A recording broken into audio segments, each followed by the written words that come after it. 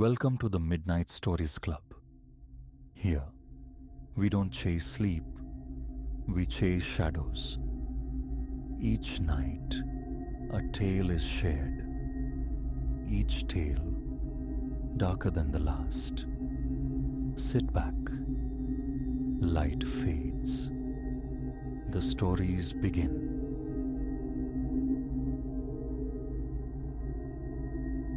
Phantoms, specters, the whole spectral shebang. Never bought into it. Truth be told, the jury's still out. But the night the Crestwood Mall lot bled into unreality, that fractured something fundamental. It plays on a loop in my head, a flickering reel of disbelief and cold certainty. Hallucination? Maybe. Except for the tire tracks etched into the pavement. Indelible proof. And what followed? Well, let the sequence unfold as it did. 11:45. A Tuesday scraped raw by December's chill. My car ticked cooling in the vast, deserted expanse of the mall's parking acreage. Hours shuttered. The place slept under a scattering of sodium lamps casting jaundiced circles on the asphalt sea. I was posted up for Sam, old work buddy, former flatmate. His engine had surrendered earlier, stranding him post-shift at St. Jude's. Meet me at the west entrance, he'd texted. Engine off. The silence pressed in. The dash glowed a frigid 28 degrees Fahrenheit. My own breath plumed, ghostly in the cabin's confines. Phone out, thumb hovering. Here. Then I registered it. Another vehicle, maybe half a dozen spaces distant. A dark, indistinct sedan, its headlamps blazing on high beam. They bored through the gloom, twin tunnels of light illuminating precisely nothing, just shining. I narrowed my eyes, trying to pierce the glare, seeking a driver, a silhouette. Futile. The brilliance was absolute. Checked my phone again. Silence from Sam. 11:52 p.m. Those headlights remained, unwavering, unnervingly static. An electric prickle traced my spine. In a dead lot this late, a car either arrives or departs. This one simply was. Silent engine, lights ablaze. A vibration against my palm. Sam almost there 5 minutes. My gaze snapped back to the sedan. Unchanged, unmoving. My fingers found the keys in the ignition, metal biting cold. A nervous reflex, a readiness for... what? A glance at the clock. 11:57 p.m. When my eyes lifted again, the space was vacant. Not driving away, not pulling out. Simply void. One moment, solid presence. The next, an emptiness carved where it had stood. My heart launched itself against my ribs. Blinked hard. Rubbed my eyes. Still nothing. The click of my seatbelt unlatching echoed unnaturally loud. I pushed the door open. The cold of physical blow, sinking teeth through my jacket. My boots crunched on the gritty asphalt as I walked towards the sedan's former position. My shadow stretching long and distorted under the security lights. And there they were. Tire marks. Stark black wounds against the pale concrete, undeniably fresh. They began precisely where the sedan had rested, ran perhaps 10 feet and then stopped. Abruptly. Not faded. Not scuffed into nothingness. Terminated. As if the vehicle had been plucked vertically from the earth. I stood transfixed, staring at those impossible scars, my breath catching ragged. The nape of my neck tingled fiercely. I spun, scanning the desolate lot. Vacancy yawned in every direction. No motion, no sound. but the low hum of the lamps and the frantic rhythm of my own respiration. My phone buzzed again, a jolt that nearly sent me airborne. Sam here coming up from South Entrance. I scrambled back to my car, fingers fumbling, shaken as I jammed the key into the lock. Inside, doors secured, engine roaring to life, heat blasted from the fence, unnoticed. My eyes kept flicking to the rear view, compulsively checking the empty patch of asphalt. Sam's form materialized in the side mirror, a figure in hospital scrubs moving briskly, hands jammed in pockets against the cold. He reached the passenger side. I hit the unlock. A gust of frigid air accompanied him into the car. "Leo, thanks for the rescue, man. This day has been..." He trailed off, catching my expression in the dim interior light. "Wove, you okay? Look like you've seen a ghost." My mouth opened, then clamped shut. How to articulate the sheer wrongness? I shifted into reverse. "Tell you on the way. Let's just get clear of here." We swung out onto Memorial Drive. At this hour, the artery was deserted, a 5-mile ribbon slicing through dense black woods before reaching the highway. The car's interior finally began to thaw. Sam watched me, waiting. I inhaled deeply, the story tumbling out. The waiting, the sedan, the inexplicable vanishing, the tar marks. Even as I spoke, my gaze kept returning to the rearview mirror. Habit. Nothing but receding darkness. And then it was just gone, I finished. But the tracks were there. I saw them.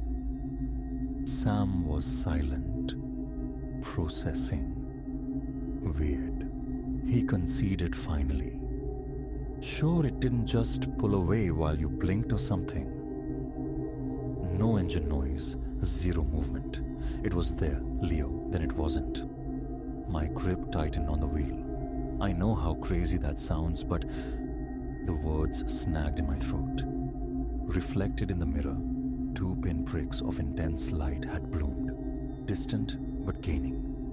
Rapidly, my foot instinctively pressed down. The needle climbed 50, 55, 60. "What is it?" Sam twisted in his seat, looking back. "Holy!" The headlights surged closer, resolving into the distinct shape of a sedan. The same sedan. It mirrored our velocity, maintaining an unnerving, constant distance regardless of our speed. 65, 70. The woods flanking the road became a frantic, dark smear. Sweat slicked my palms on the wheel. "Lose it," Sam urged, his voice tight with tension. "Take the next turn off." Ahead, the intersection with Oak Road loomed, a sharp 90-degree right. Taking it at this speed courted disaster. But those twin suns burning in the mirror? The decision made itself. Brakes slammed, tires screamed protest. I wrenched the wheel hard right. Sam braced against the dash. We fishtailed violently, a sickening lurch, before the tires bit again, launching us onto Oak Road. I floored the accelerator, adrenaline a wildfire in my veins. This road was narrower, twisting, choked by trees, ideal for shaking a tail. Checked the mirror. Still there. Same distance. It had navigated the turn with impossible fluidity. "That's not right," Sam muttered, his voice strained. "No car takes a corner like that, not at that speed." My thoughts scattered. Oak Road eventually looped back towards the highway, miles away. We were utterly isolated, pursued by... what? A phantom vehicle? The notion churned my stomach. Suddenly, the sedan's headlights flared, intensifying, flooding the mirrors with blinding, unbearable white light. Visibility behind us ceased. There was only the glare. "It's gaining," Sam shouted. I pushed the engine harder, wrestling the car through the curves, praying the tires held.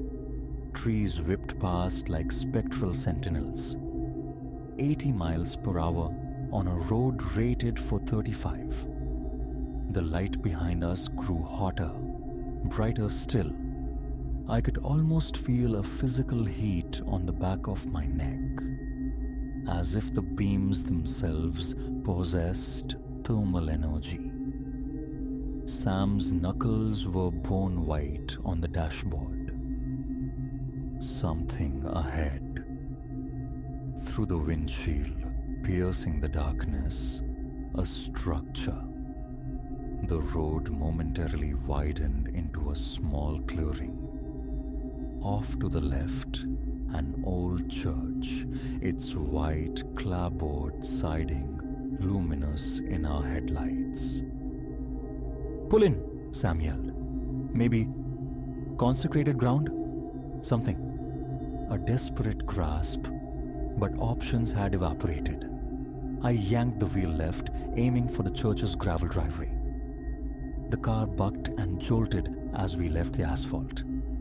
The precise instant our tires crunched onto the gravel, the blinding light behind us extinguished. Utterly. I stomped the brakes, sending us into a skidding, fishtailing halt. Gravel pinged violently against the undercarriage.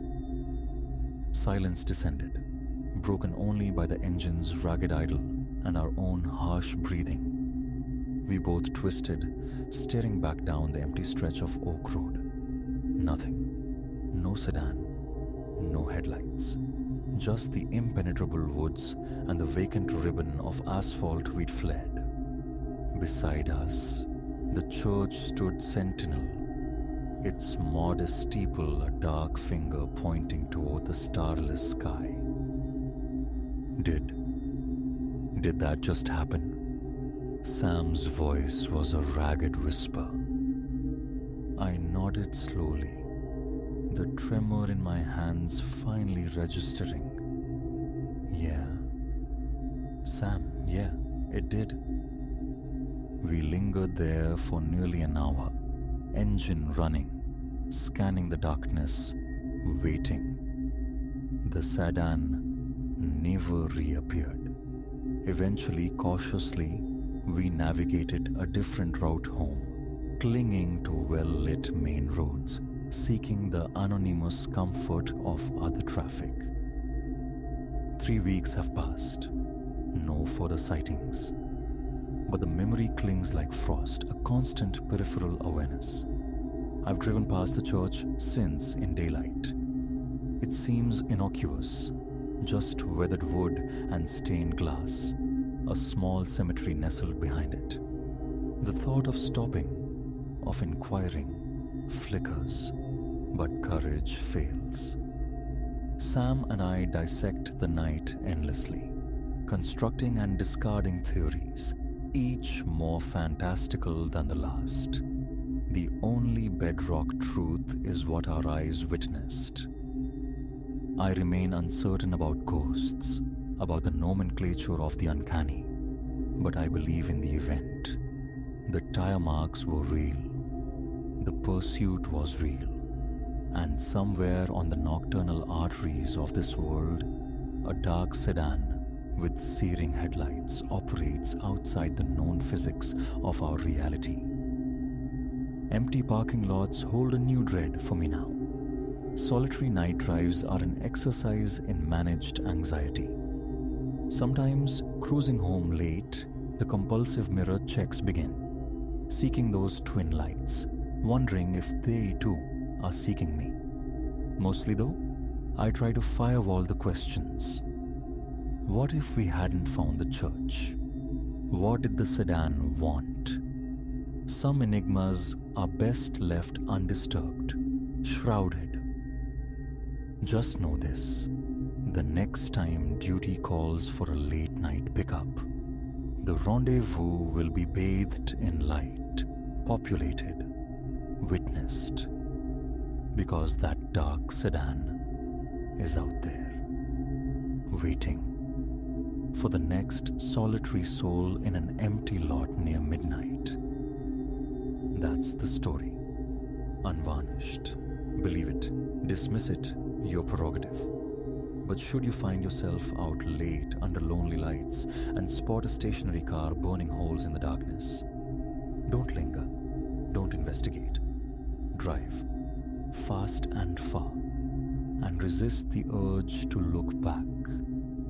Because sometimes what's reflected in your mirror is far closer and far stranger than it appears.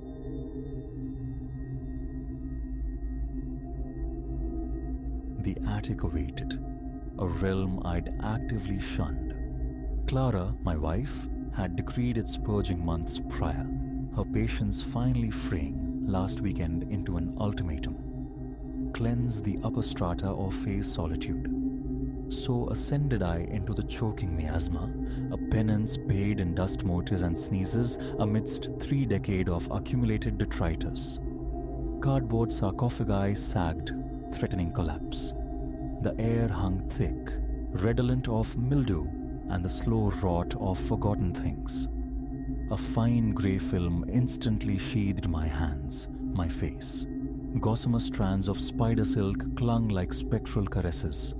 Above, a naked bulb bled harsh light, carving stark geometries from the slanted ceiling joists. An ache bloomed low in my spine, a protest against the hours spent hunched amongst the relics. 3 hours, swallowed by the dust.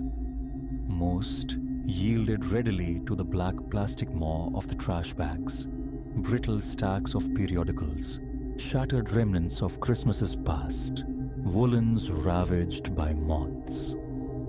A scant few items earned reprieve, set aside in a small pile of sentiment.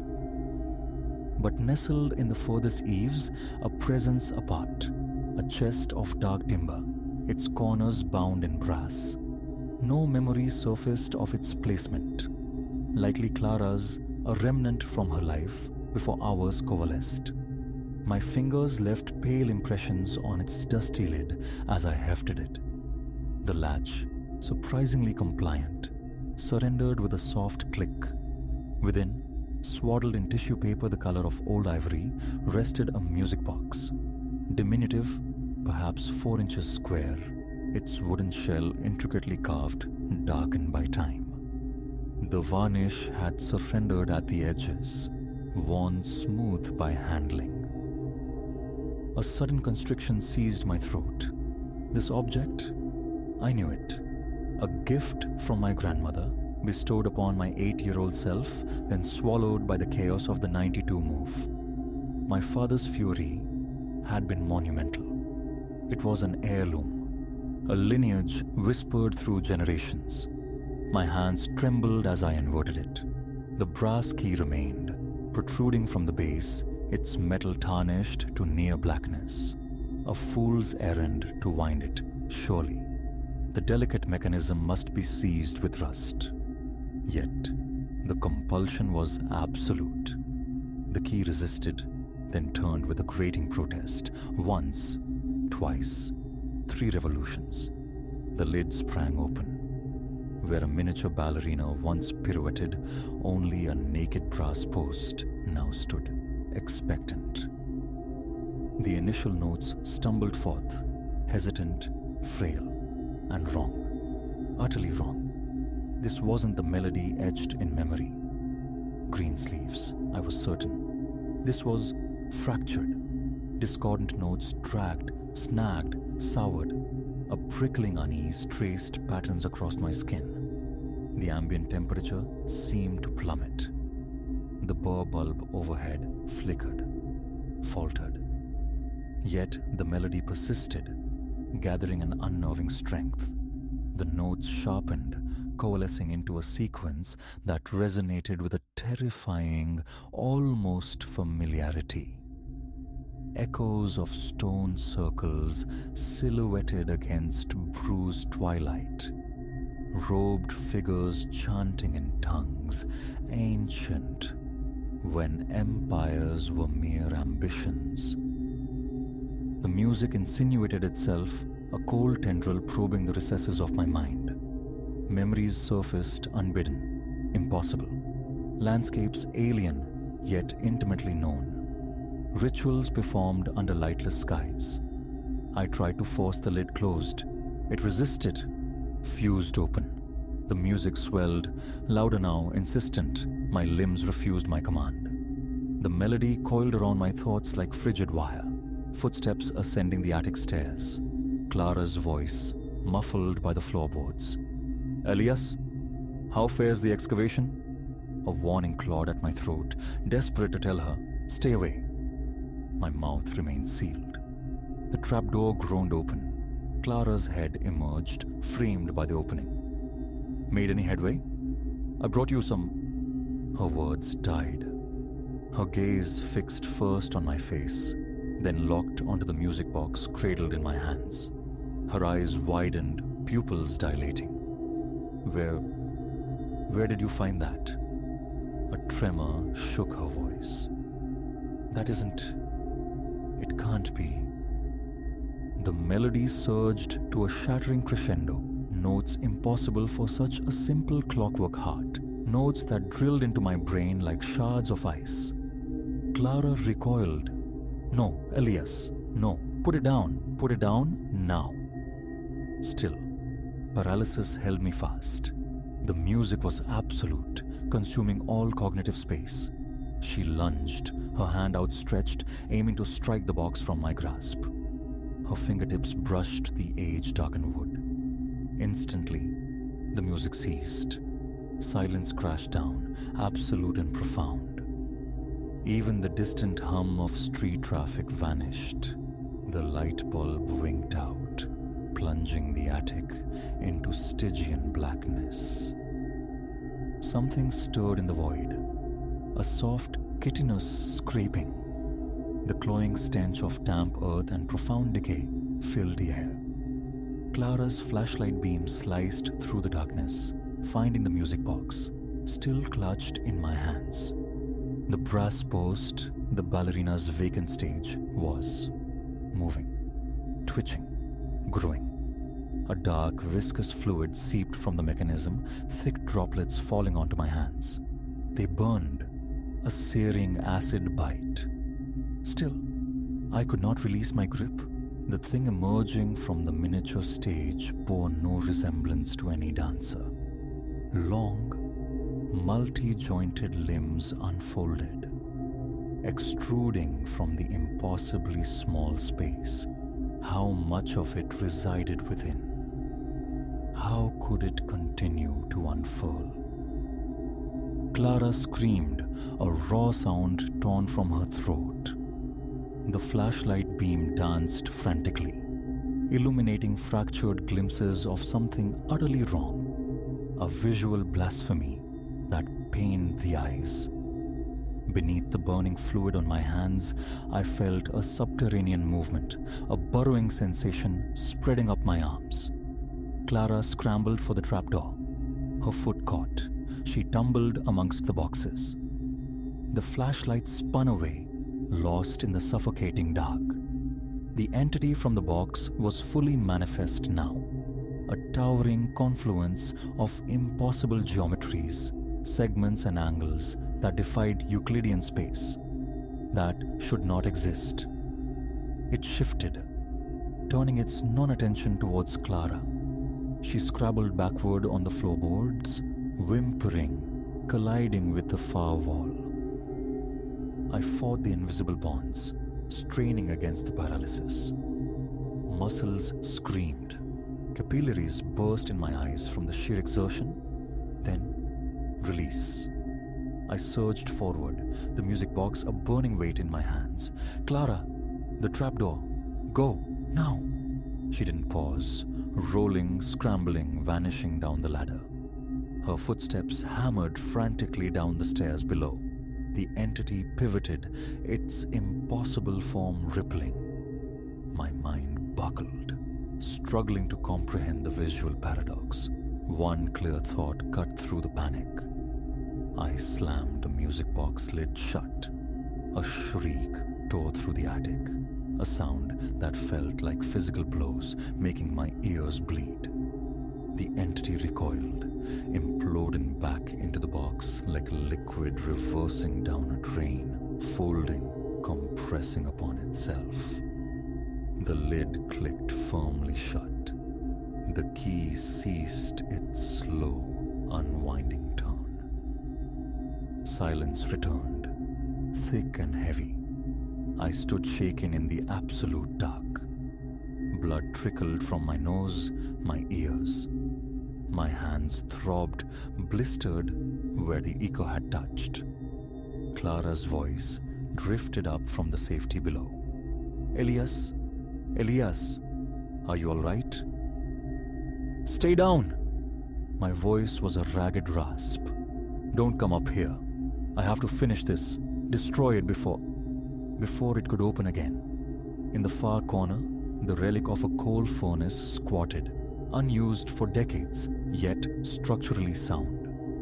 My hands, slick with something more than sweat, fumbled with the rusted firebox door. Cobwebs tore, dust puffed out. I placed the music box inside, slammed the heavy door, fumbled for the emergency matches. The first snapped. The second flared. I fed it paper, brittle cardboard, whispering encouragement until flames licked upwards, catching hold. The heat intensified, unnaturally fast. The furnace's cast iron skin began to glow cherry red.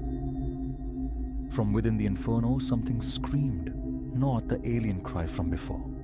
This was infinitely worse. A child's voice, my voice, decades younger, pleading, begging. Please don't. I'll be good. I promise. Don't burn me. I clamped my blistered hands over my ears. Not real? Not real. Other voices joined the chorus. My grandmother's sob, my father's roar, Clara's shriek, all interwoven in unbearable agony. The furnace shuddered violently on its base. The door strained against its latch. Something immense pushed from within. Black, greasy smoke poured from every seam, stinking of charred meat and something far older, fundamentally rotten. The voices reached an impossible, glass-shattering pitch. The furnace glowed with white-hot intensity. Then, abruptly, silence. The incandescent glow faded. An hour I waited, listening to the cooling ticks of the metal before daring to open the door. Inside, only fine grey ash and warped, slagged metal. No trace of wood, no hint of brass remained. My hands still burned. Later, under the weak beam of the flashlight, I saw them. Thin, dark lines beneath the blistered skin, like nascent veins of shadow, like creeping roots mapping an internal territory. Clara refuses to ascend the attic stairs again. We seal the trapdoor, deferring the final clearance to a future that feels increasingly hypothetical. But my hands, they continue their subtle transformation. The lines spread daily, a dark cartography creeping towards my wrists.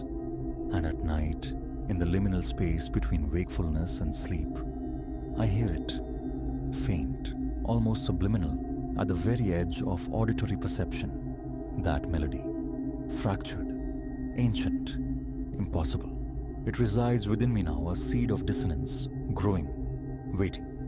Sometimes I catch Clara watching me, her eyes tracing the subtle shifts in my posture, the way my joints seem to bend at slightly unnatural angles, the deepening shadows that cling to my form.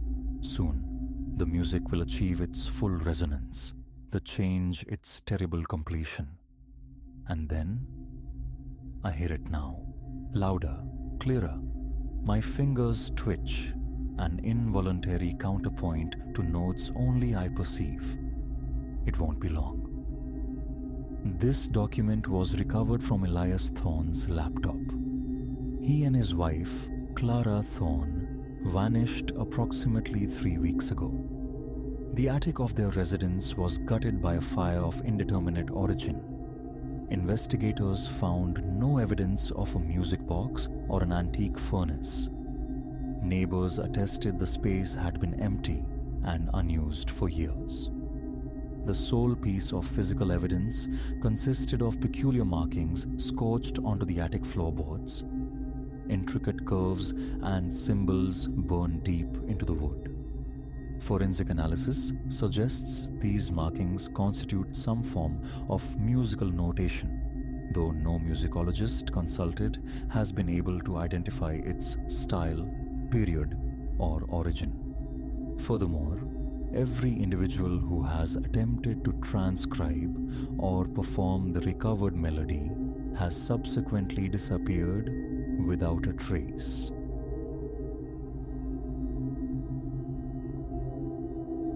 The air met Elias like a damp shroud as he eased himself from the truck's cab. A strange viscosity clung to it, tightening his lungs with the first inhalation. 30 yards distant, the cabin hunkered, half swallowed by sentinel pines and a carpet of sodden leaves. Fog coiled thinly around the tree trunks, a spectral breath against the bruised grey canvas of the sky. Solitude was the prescription. Quiet, the hoped-for balm. No grand designs occupied him, merely the intention to purge his thoughts, bleed ink onto journal pages, and lose himself in the heart's hypnotic dance come evening. He hadn't anticipated this insidious presence, this prickling awareness that would stretch his nerves taut for days. He hadn't braced himself for the chilling query. Was he truly alone in this wilderness? He trudged toward the structure, duffel slung over one shoulder, a small cooler clutched in his left hand. The porch steps groaned beneath his weight, the planks whispering of fragility, a precarity he tried to dismiss. Resistance met his push against the front door before it yielded with a protracted scrape across the interior floorboards. His eyes took in the Spartan scene. A table flanked by 2 chairs, a diminutive kitchen counter, a sink weeping rust from its faucet, and a shadowed hallway hinting at a single bedroom. The pervasive scent of damp timber and time-worn dust bit at his nostrils. He deposited the cooler near the table, let the duffel slump in a corner, and paused, catching his breath. Relief warred with a nascent unease. Settling in would soothe it, he assured himself. Methodically, he checked the windows, testing the latches. Several felt loose, yielding easily. A shrug, a forceful pull to secure them. Though expecting no visitors, a sense of containment offered meager comfort. The cabin boasted only one lock on its main door. A cheap, unassuming deadbolt he worked several times, ensuring its function. Later, as afternoon bled towards dusk, Elias undertook a brief reconnaissance of the cabin's perimeter. The earth yielded spongily underfoot, exhaling the rich, decaying perfume of fallen leaves. Verdant undergrowth pressed in from all sides, save for a narrow track vanishing into the deeper woods.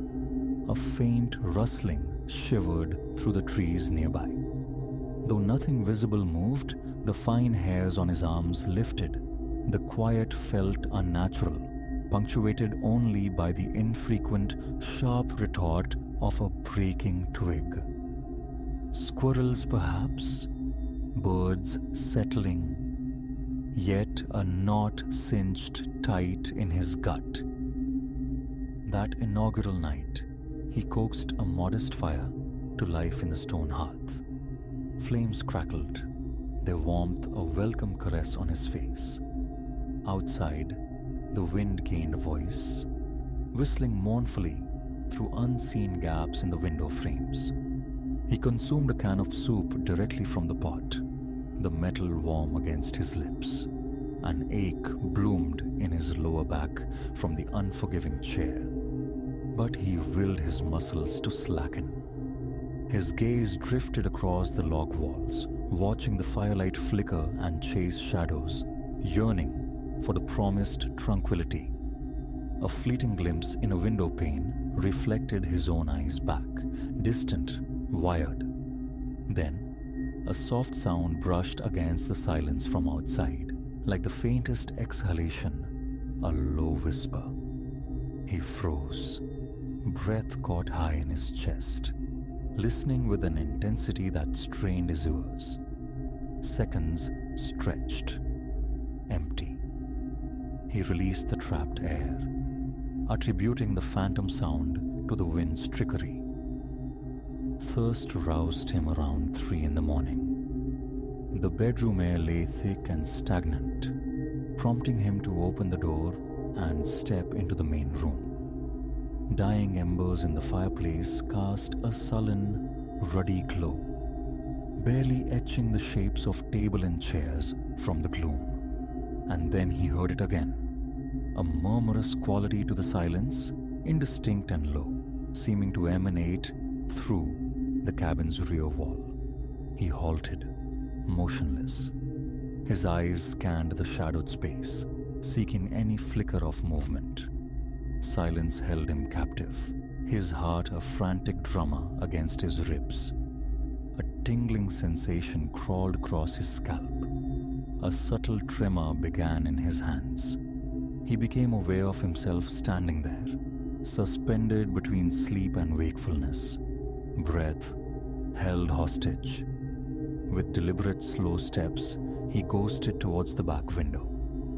He pressed closer, trying to pierce the darkness outside, but saw only the glass throwing back his own strained, pallid features. The whispering had ceased. He remained there for a long minute, chest constricted, before forcing himself to the sink. He filled a glass, drank quickly, and retreated to the bedroom, the question echoing in his mind: imagination or something else? The unease in his belly offered no easy answer. He surfaced late the following morning. Coffee brewed on the archaic stove, its aroma battling the cabin's mustiness as he threw open the windows to the chill, damp air. The day possessed a brighter quality, despite the lingering moisture. A granola bar constituted breakfast before he ventured outside, compelled to inspect the cabin's surroundings. Near the back wall, pressed into the yielding mud, he found them.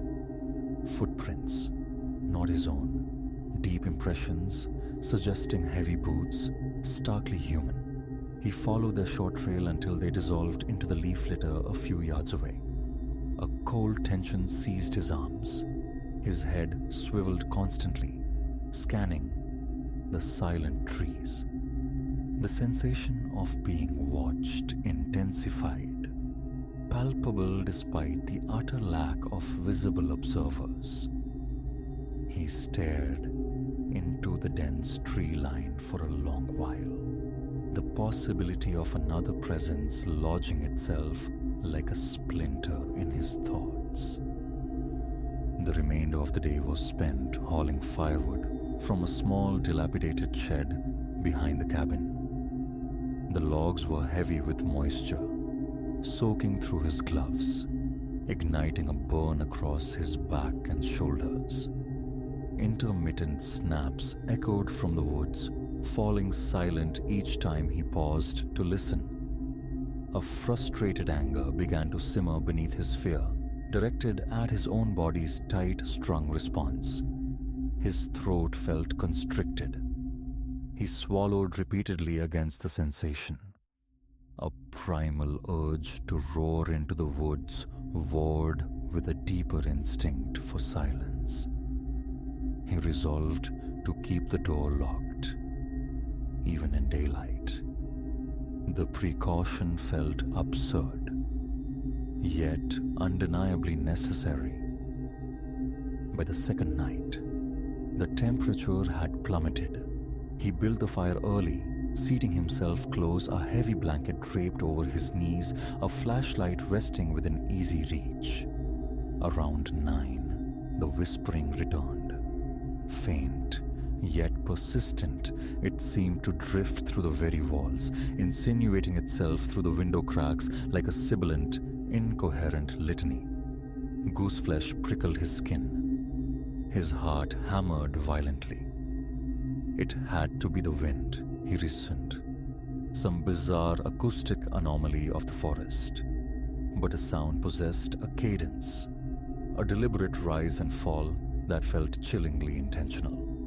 He surged to his feet, snatching the flashlight, and wrenched open the front door. The cold air struck his face like a physical blow. He swept the beam across the porch, the steps, the shadowed space beneath the eaves. Nothing. Then, he directed the light outward into the tenebrous depths between the trees. A flicker. Movement. A silhouette, perhaps 6 or 7 yards distant, partially obscured by thick trunks. He jerked the flashlight, trying to pin it, but the beam illuminated only textured bark. His pulse surged, hot and fast. His palms grew slick. He clamped his jaw shut against the chatter of his teeth. Holding the light steady, hoping for another glimpse, he waited. The wind rustled the high branches, a dry, rattling sound. But the silhouette had vanished. He considered stepping off the porch, but his legs felt unreliable, shaky. The feeling of unseen eyes boring into him was almost physical, yet utterly unproven. He retreated inside, bolting the door, and wedged a chair beneath the knob. A cinematic gesture born of genuine fear. His breathing came ragged and harsh. He paced the small room for a time before collapsing at the table, mind racing, fingers drumming an erratic rhythm on the worn wood. The chanting had faded, or perhaps his own internal clamor drowned it out, but the image of that shape lingered, sharp and terrifying. Water sloshed as his trembling hand lifted the glass.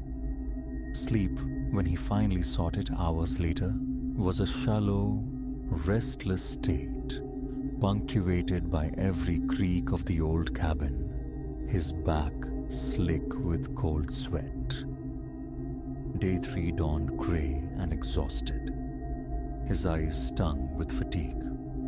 A fine drizzle commenced, tapping a persistent rhythm on the roof. He decided to investigate the narrow path he'd noticed earlier, hoping for a stream, a clearing, anything to break the monotony of enclosure. Pulling on a jacket, boots and hat, flashlight secured at his belt, he stepped out.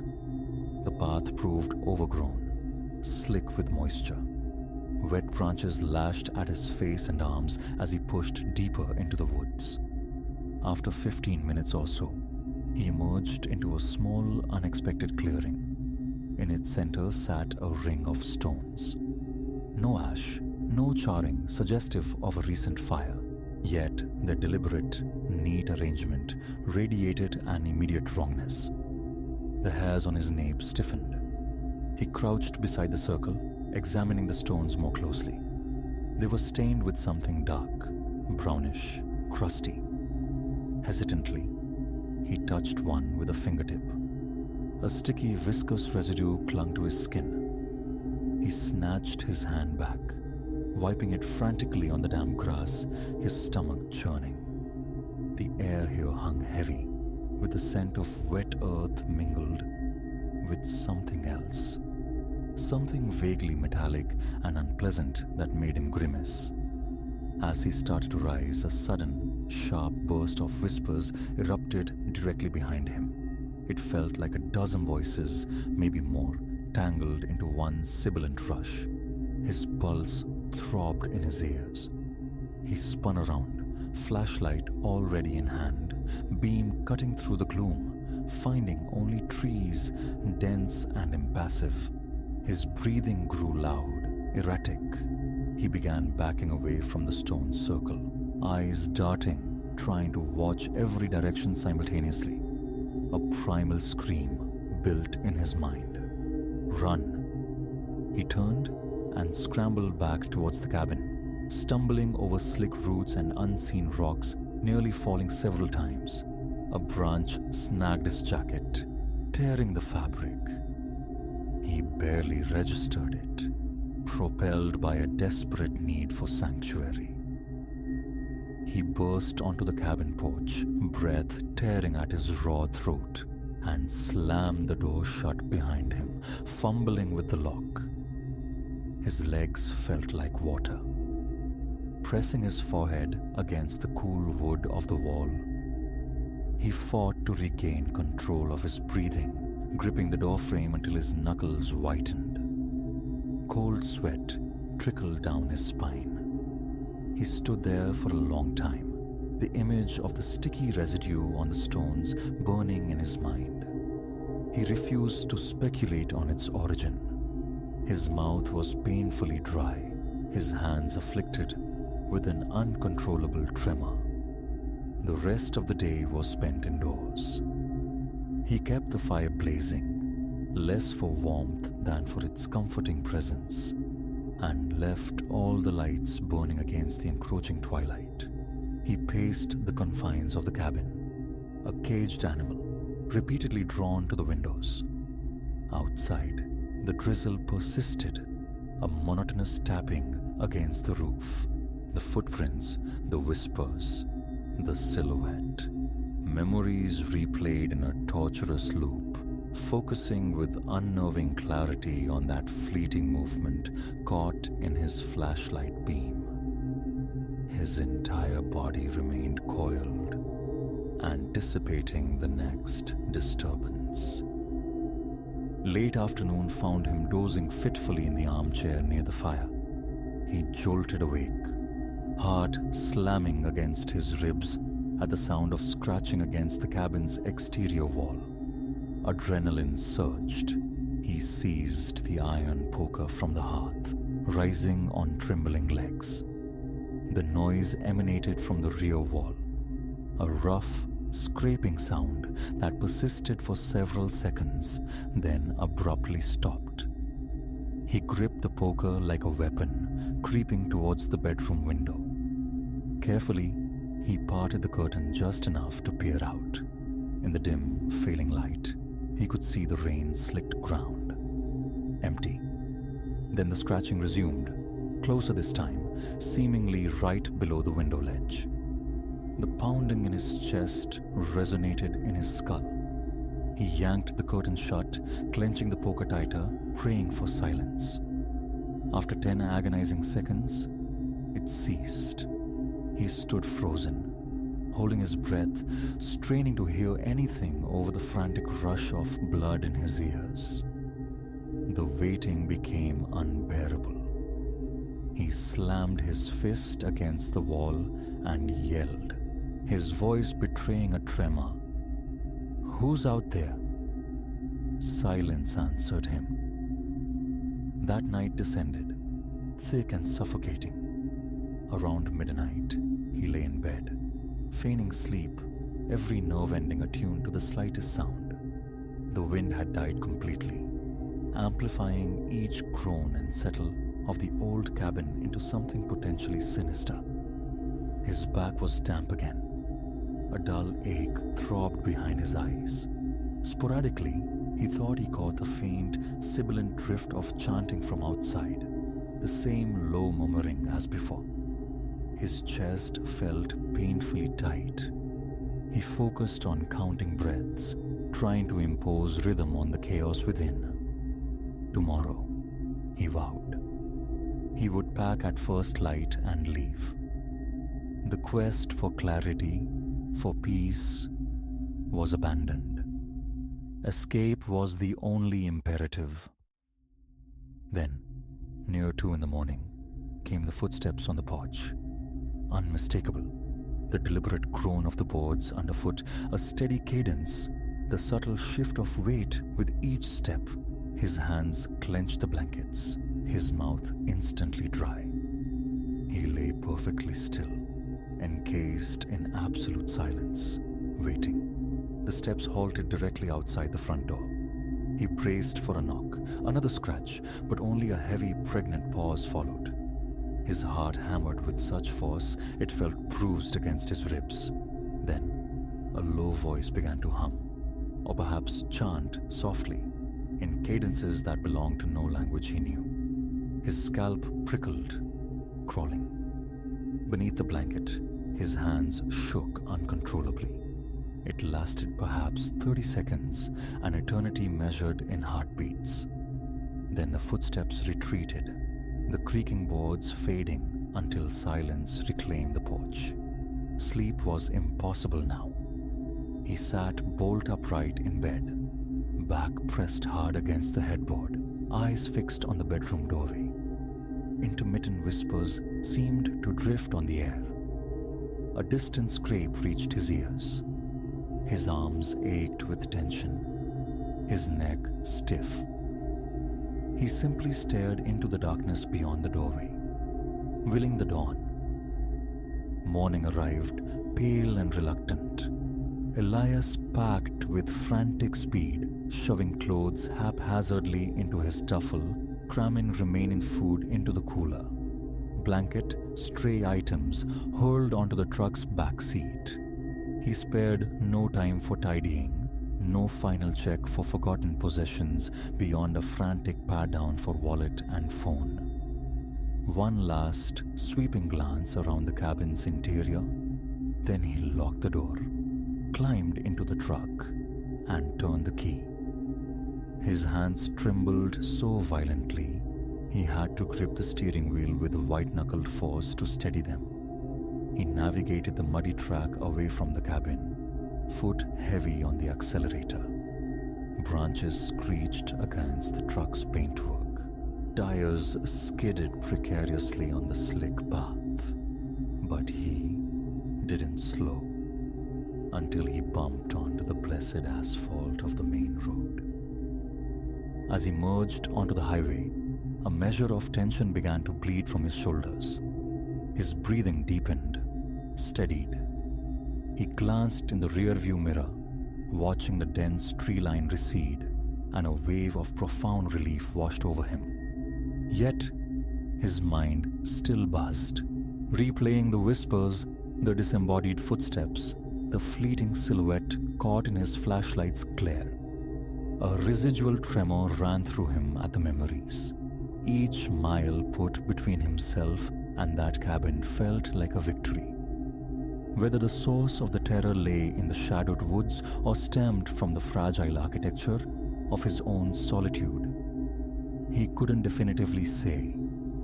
He knew only that the fear, the pervasive sense of being watched, had been shatteringly real.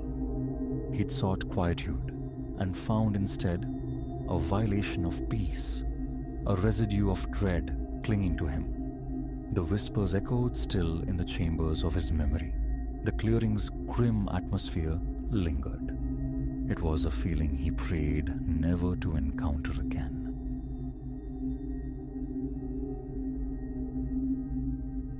The highway ribboned out, an endless asphalt sigh through desolate country, and home felt less like a destination than a rumor whispered hours ago. My eyelids were weighted, the car humming a monotonous lullaby. I hadn't intended to pause, not here, not anywhere. The sole objective being the familiar glow of my own porch light. But a fuel indicator, a needle trembling near empty, gnawed at that resolve. Surrender came reluctantly when a weak pulse of neon stuttered against the bruised twilight ahead. A gas station clinging precariously to existence. Relief warred with a profound sense of wrongness. The place radiated neglect. It squatted beside the road, adrift in a sea of parched fields. Skeletal trees clawed at the sky, remnants of some forgotten tempest. A single pump stood sentinel, ancient and weeping rust, its paint flaking like sunburnt skin, the nozzle scarred and weary. Pulling alongside, I killed the engine, plunging the world into a sudden viscous silence. The air, sharp and cold, bit at my exposed skin. A disquiet settled, heavy as a shroud. Grasping the cold metal of the nozzle, I fought the urge to flee, focusing instead on the slow, deliberate clicks as fuel trickled into the tank, each sound unnervingly loud in the stillness. My gaze darted, scanning the periphery, half expecting movement in the deepening shadows, finding only the vacant lot and the sallow light bleeding from the station's grimy window. Then a voice smooth as river stones slid into the quiet. "Assistance required?" I jolted, heart leaping against my ribs, spinning to face him. He stood mere feet away, materializing from the gloom as if conjured. No footfall had betrayed his approach. Tall, skeletal thin, with a face like bleached parchment and eyes that drank the dim light, reflecting nothing. "No, I'm managing," I managed, the word catching in my throat. He remained rooted, his unnerving stillness a counterpoint to my racing pulse. His gaze, dark and penetrative, didn't waver. It appraised, dissected.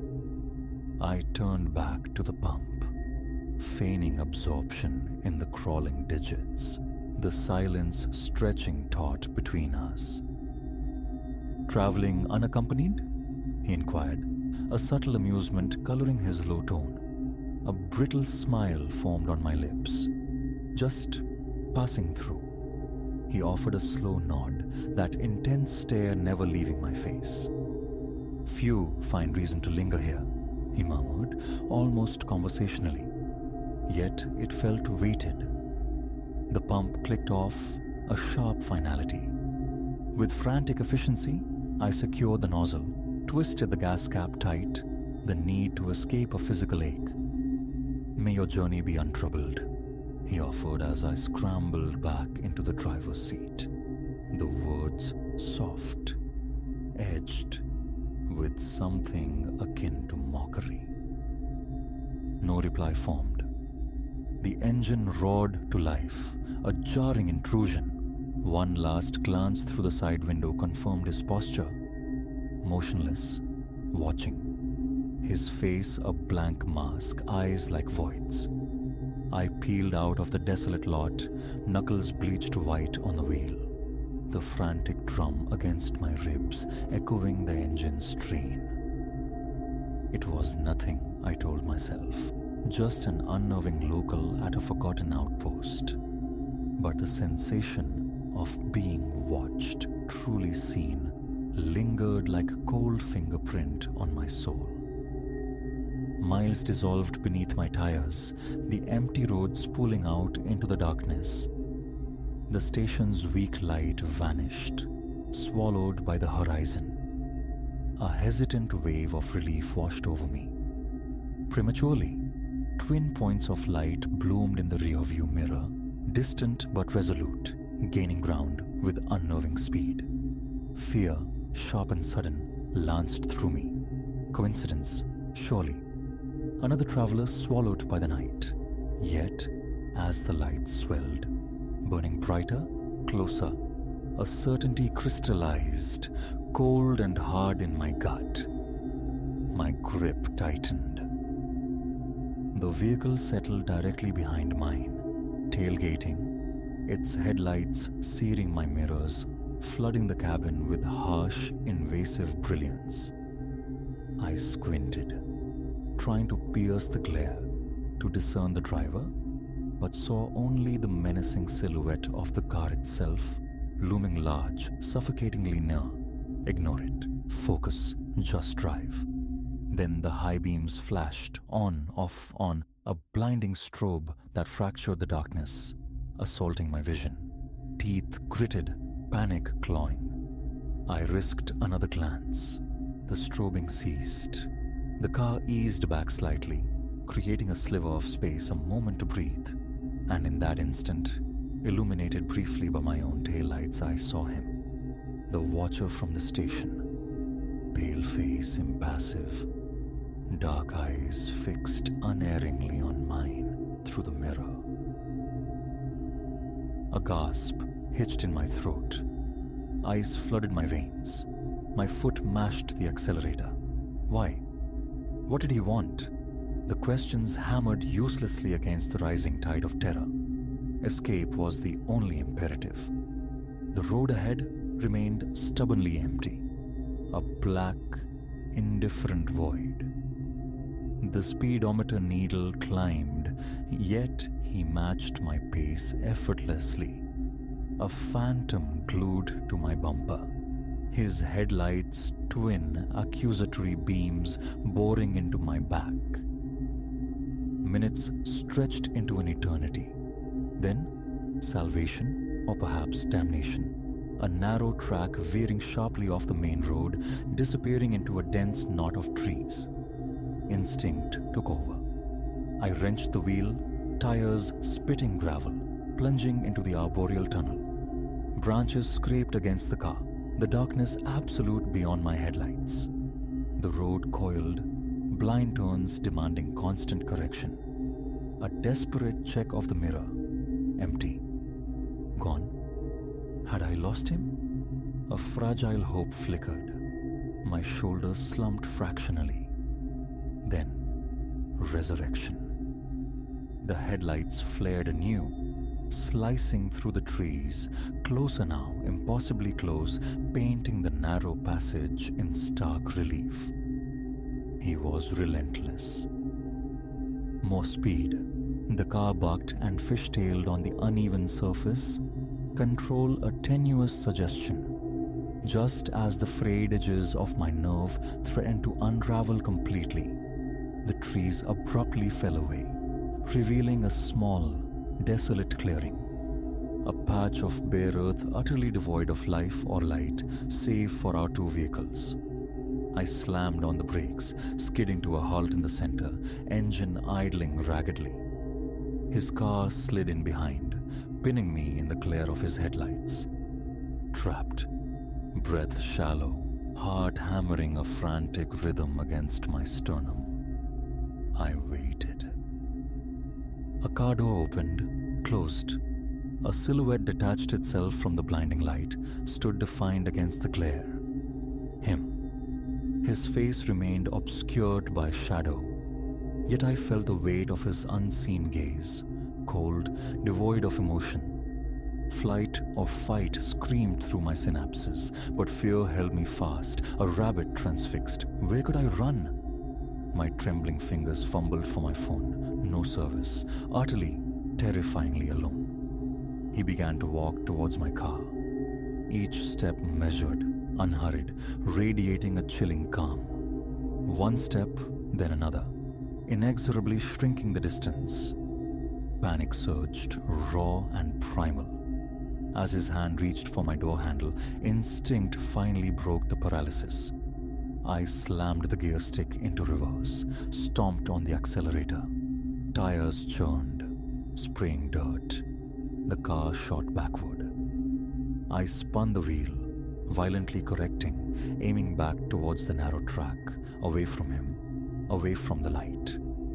No backward glance. Just the frantic rhythm of my heart and the desperate whine of the engine. The pursuing headlights dwindled, then vanished. Darkness reclaimed the road. Absolute and indifferent. I didn't slow, didn't dare look back, fueled purely by adrenaline and a bone-deep terror. Distance became the only currency that mattered. Finally, the welcoming, artificial glow of civilization. The next town, a brightly lit, blessedly populated service station. I pulled in, engine ticking, hands locked in a tremor, breath sawing in my chest. My eyes scanned compulsively. Pumps, store, shadows. But he wasn't there. Gone, like a phantom limb, the ache of his presence remaining. I sat for a long time, the fluorescent lights buzzing overhead, trying to anchor myself to the mundane, the safe. But a memory of those dark, empty eyes, watching from the edge of nowhere, would not fade. Who he was, what he intended, remained unanswered horrors. I knew only this. The loneliest stretches of road held teeth, and I would never again tempt the darkness at a forgotten outpost.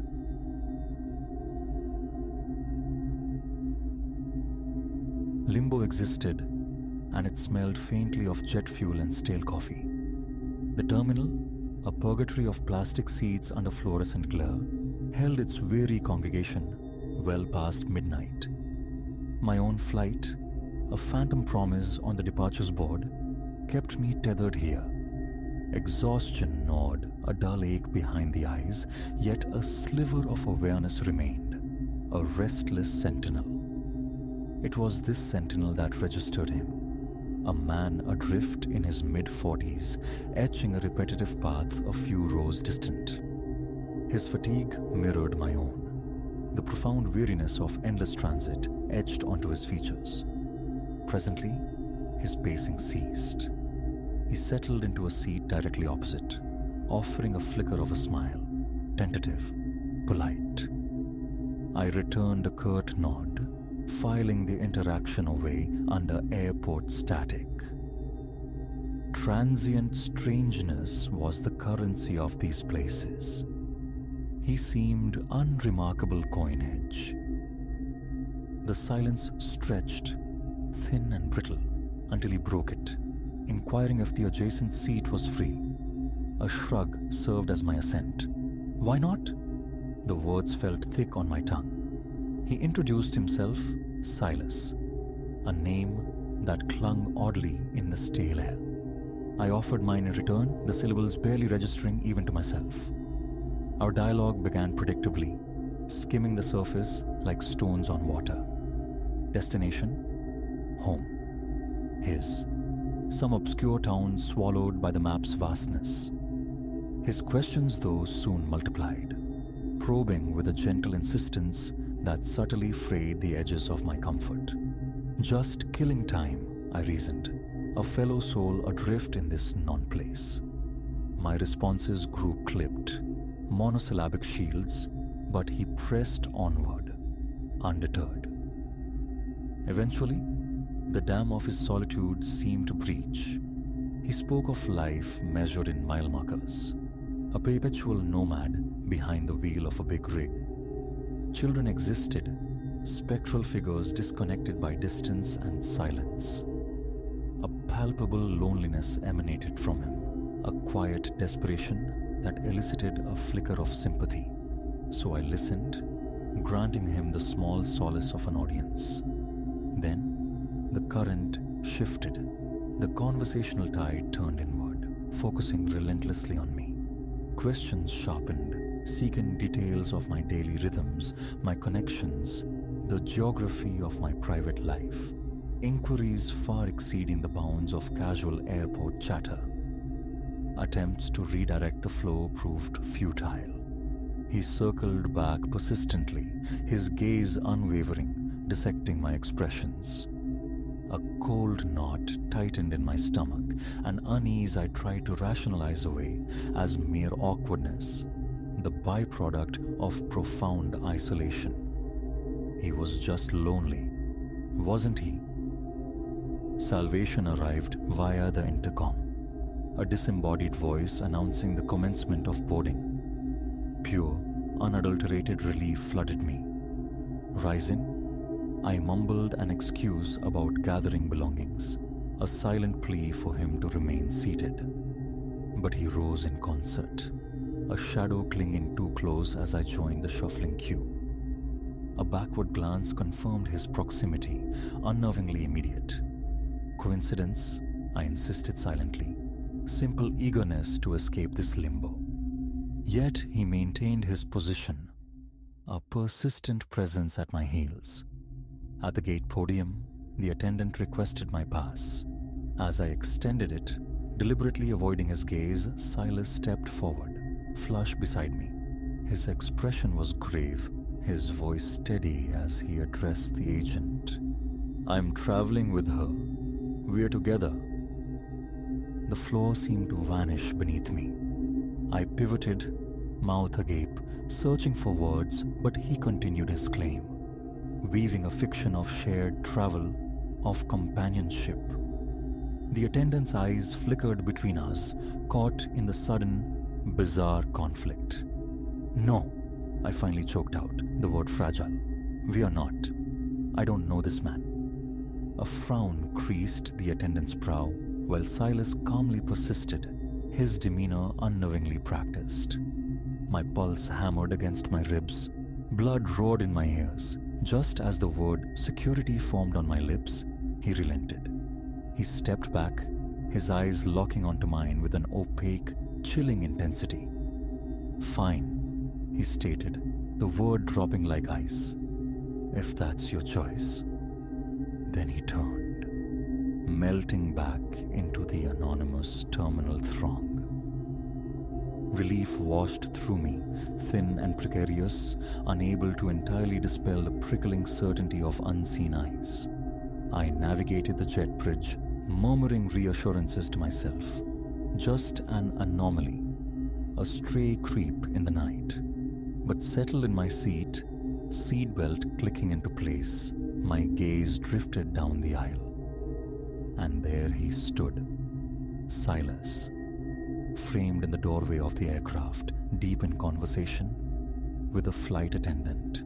The distance muffled his words, but not the trajectory of his glance as it swept the cabin and snagged on mine. I shrank into the upholstery, willing myself invisible.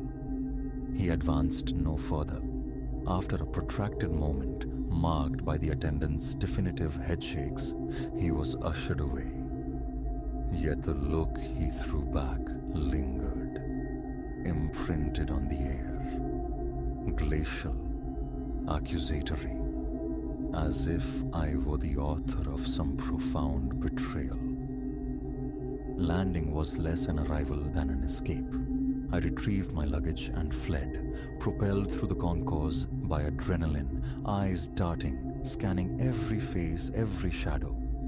He was gone. A bizarre, unsettling footnote to a journey, I told myself. A lonely man whose wires had crossed. But the incident refused to be neatly filed away. For weeks, public spaces felt fraught with potential encounters. Crowds became landscapes to scrutinize. Months have blurred past, yet the phantom sensation of that stare persists. A cold pressure at the back of my neck, particularly in the quiet solitude of night. It feels like imminence, like a pause rather than an ending, and the thought sometimes surfaces unbidden. Will he be waiting at the next gate, ready to resume his claim?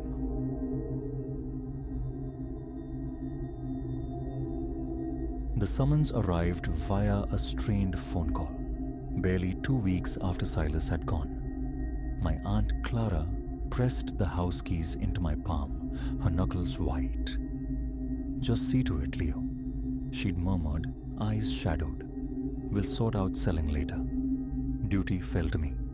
I was the only kin left tethered to our hometown's orbit. A grim inheritance of task, unwanted but unavoidable. I envisioned swift, sterile work. Cleanse, contain, conclude. A simple tidying, I told myself, blind to the disquietude incubating within those walls. The front door yielded with a sigh, releasing a breath thick with disuse. Dust motes danced in the weak afternoon light, illuminating the stale air of the living room, heavy with the scent of dormant upholstery. Laminate flooring gleamed dimly underfoot. Thin curtains hung like tired eyelids over the windows, doing little to soften the glare. Through an archway, the kitchen revealed a small formica table, mismatched chairs, and a cluster of unrinsed mugs colonizing the sink. Silas lived a solitary existence. Chaos wasn't expected, yet small islands of forgotten objects dotted the landscape. A testament to interrupted routine. A film of crime lay near the refrigerator, a grey veil I swiped away with a borrowed rag. An automatic gesture before the house's deeper strangeness began its work. That initial day bled away, clearing the main artery of the house. Living room, kitchen. I navigated drifts of junk mail, final demands, cryptic notes Silas had scribbled on napkins. As twilight bruised the sky, I ventured towards the final room at the corridor's end. His bedroom. A one-story dwelling. Yet this space felt sequestered, huddled against the back wall, adjacent to a glass-pane door accessing the ward. A room apart. Crossing the threshold, a scent ambushed me, intimate, instantly recognizable. Silas's cologne. I halted, scanning for its source. The closet stood agape, mostly voided by prior family sorties. A dresser drawer yawned open, revealing only orphaned socks. Perhaps, I reasoned, the fragrance had permeated the very plaster, the worn bedding.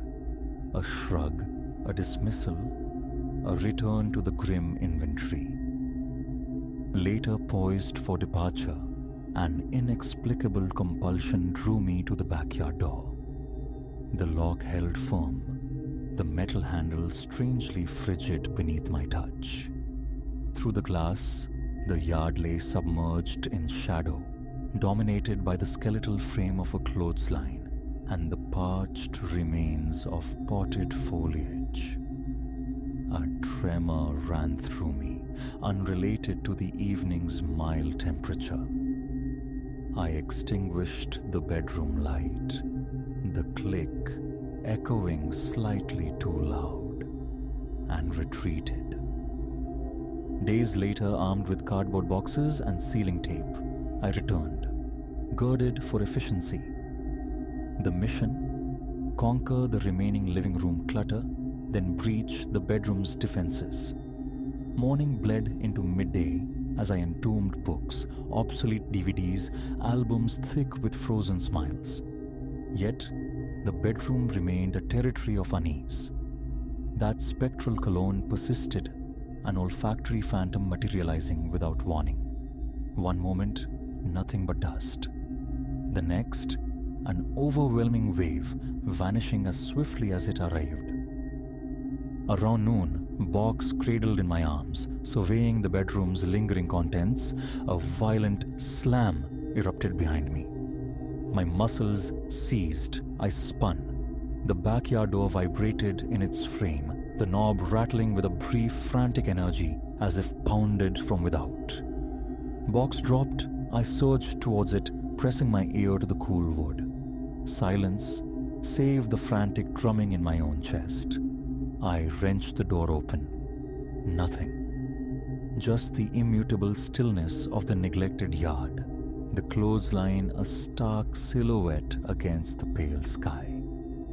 No breeze stirred the dead leaves. My nerves frayed after that. I threw myself into motion, seeking refuge in activity. A draft, I insisted internally, faulty hinges. Though every window remained sealed, the air utterly still. The explanation felt thin, translucent. I taped another box shut with unnecessary force, hauled it to the growing stack in the living room. A second sweep of the kitchen yielded little, my gaze repeatedly snagged by the doorway, leading back to that unsettling room, half expecting another outburst. Evening arrived like a reprieve. I secured the locks meticulously and fled. sleep home offered no sanctuary. Around a witching hour, 3 in the morning, a dream seized me, sharp-edged and vivid. Silas stood beside the open closet in the bedroom's gloom. His gaze met mine, level and solemn. "Take care in there, Leo," he said, his voice unnervingly clear. "Watch yourself." I snapped awake, heart hammering against my ribs, my t-shirt clinging with cold sweat. My breath came in shallow gasps, a knot tightened low in my belly. "Just stress," I chanted silently. The psychic residue of sorting through a life abruptly ended. Yet, for an hour or more, I lay rigid in the dark, his words replaying, an insistent, chilling loop. The following day, I approached the house with the dream clinging like damp mist. I projected normality, a flimsy shield against the anxious churning within. Inside, my first act was to check the bedroom doorknob. Solid. The light switch clicked, flooding the room with mundane illumination. Nothing amiss. The cologne, for now, held back. I began sorting papers from his desk, receipts, forgotten correspondence, a stack of unopened greeting cards set aside like unanswered prayers. An hour dissolved. I found myself before the closet again. Pulling the door wide revealed a few overlooked coats hanging like patient ghosts. As I reached for them, I froze. The cologne struck. A physical blow this time, so potent it brought tears to my eyes. The coats slipped from my grasp, pooling on the floor. I recoiled, a cold dew breaking on my forehead. Frantically, I searched for a hidden bottle, a spilled vial, scanning the top shelf, probing the floor behind the fallen garments. Nothing. My hands trembled as I gathered the coats, thrust them into a box, sealing it with jerky, inefficient movements. My throat felt constricted. A primal urge to flee screamed within me, but the task remained unfinished. Finish this room, I bargained with myself. Then escape. My gaze drifted to the backyard door, braced for another assault. I approached, tested the knob. Immovable. I stared through the glass pane. The yard remained inert, silent. Finally, having boxed the last of the clothes and ephemera, I stacked the boxes with the others. A final cleansing seemed necessary. I decided to mop the bedroom floor, erase the dust and footprints, including my own. Bucket filled in the kitchen, I began working my way across the floor. Noticing grime along the baseboards near the exterior door, I crouched, scrubbing at a stubborn mark. In that instant, a soft tap-tap sounded on the other side of the door. Not forceful, almost gentle. I went utterly still, rag clutched in my hand, scarcely daring to breathe. Again, tap-tap. Slowly, deliberately I rose, my hand closing over the doorknob, heart a frantic drum against my ribs. I pulled the door inward. No one. I stepped onto the small concrete slab outside. The yard lay vacant beneath the afternoon sun. The air, hot with adrenaline, felt cool against my face. Turning, I re-entered, locked the door firmly, and walked out of the bedroom. That was enough. More than enough for one day. Rest eluded me that night. A restless energy thrummed in my limbs. I paced my own living room, haunted by the phantom knocks, the slamming door, the spectral cologne. Silas's face swam in my mind's eye, his dream warning echoing in the quiet corners of my apartment. Closing my eyes brought only the dim image of his bedroom. I threw open a window, gulping cool night air, my head feeling heavy, fogged. Seated in my armchair, I clung to rationality, It was stress, the inherent sadness of the place, the weight of memory. I tried anchoring myself with a to-do list, a concrete plan to expedite the final purge, list the property, and sever my connection to that unsettling space. Late the next afternoon, chasing the remaining daylight, I returned, resolved to push through. I marched straight to the bedroom. My hand found a switch. A sharp pop, and the overhead bulb winked out, plunging the room into deeper shadow. I flinched. Light still spilled from the hallway, so I left the bedroom door ajar, a concession to the encroaching gloom. Reaching up to unscrew the dead bulb, my fingers felt clumsy, unsteady. It slipped, hitting the floor with a dull clank, rolling towards a corner. Wiping sweat from my brow, I retrieved a fresh bulb from the kitchen. It screwed in easily, casting a reliable glow, but the unease remained, a low hum beneath my skin. I forced myself into routine, checking corners, vacuuming lint, wiping down the dresser, cracking the window for fresh air. Needing a trash bag, I stepped briefly into the living room. Upon returning, I found the bedroom door shut. I hadn't closed it. A cold jolt shot through my chest. I tried the knob. Locked. From the inside. A feature I hadn't even known the door possessed. Certainly not one that engaged itself. After several minutes of fumbling with a small flathead screwdriver from my pocket toolkit, the lock clicked open. I pushed the door inward. The room appeared unchanged, yet my pulse hammered, a frantic rhythm. The urge to abandon the task surged again, powerful this time. But the end was so close I had to see it through. Grabbing the trash bag, I began feeding it refuse. Old pillows, stray papers, an empty shoebox. Then, the nightstand beside the bed frame. I pulled open the top drawer. Inside lay a simple notebook, a pen, a small pocket knife. Lifting them, my fingers brushed against something else.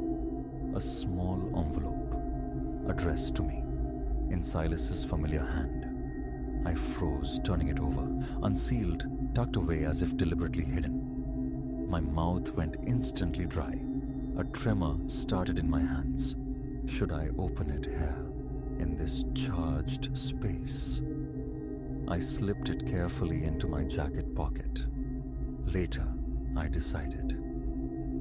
At home. I completed the final sweep, hauled out the last bag of trash, meticulously checked every window and lock. Standing on the pavement, looking back at the silent house, I felt an intense pressure between my shoulder blades, the unmistakable sensation of being watched. I scanned the windows, saw only reflections of the street. Shaking my head, I climbed into my car and drove away. The envelope in my pocket felt heavy, significant. I pulled into a brightly lit gas station for a soda, needing the mundane transaction to ground me. "You okay, man?" the clerk asked, his gaze assessing. I must have looked as rattled as I felt. "Just tired," I mumbled. Back in the sanctuary of my own apartment, I sat at the table and drew out the envelope.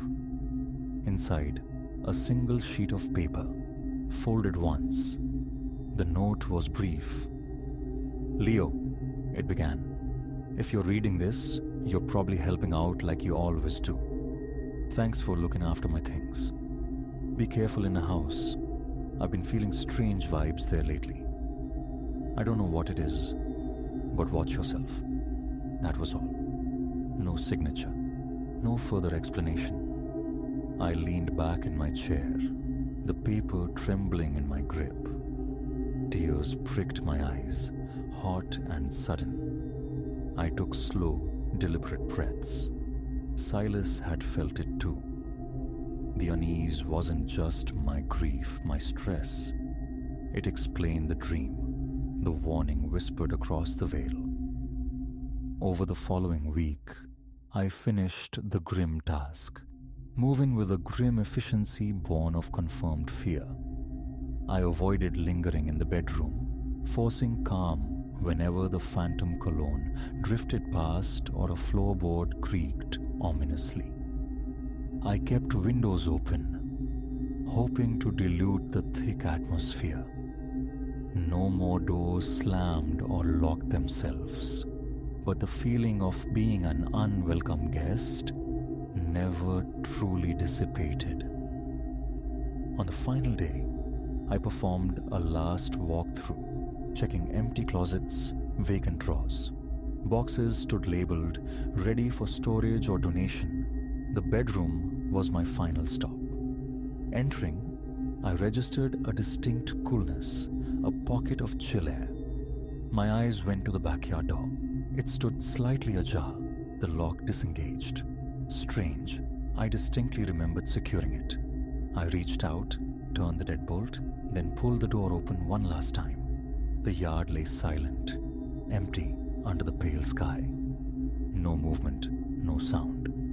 I closed it firmly, turned the lock, and stepped back. As I did, one final fleeting wave of Silas's cologne washed over me, faint but unmistakable. My stomach clenched, the skin on my neck prickled. Clearing my throat, I spoke into the quiet room. "I'm done here. I'll be careful." Then I turned and walked away. I haven't returned. Aunt Clara has the keys now. The realtor will handle the showings. I cannot articulate the certainty of what transpired within those walls, only that I felt Silas's troubled presence, or something tethered to his final days. That recurring scent became more than memory. It felt like a signal, a persistent caution. Relief at finishing mingles with a residual dread.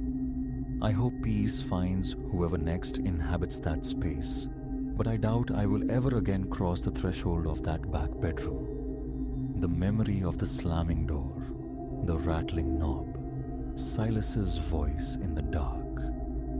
These remain. No more surprises, thank you. If something else resides in that house, it can keep its secrets. My part is done.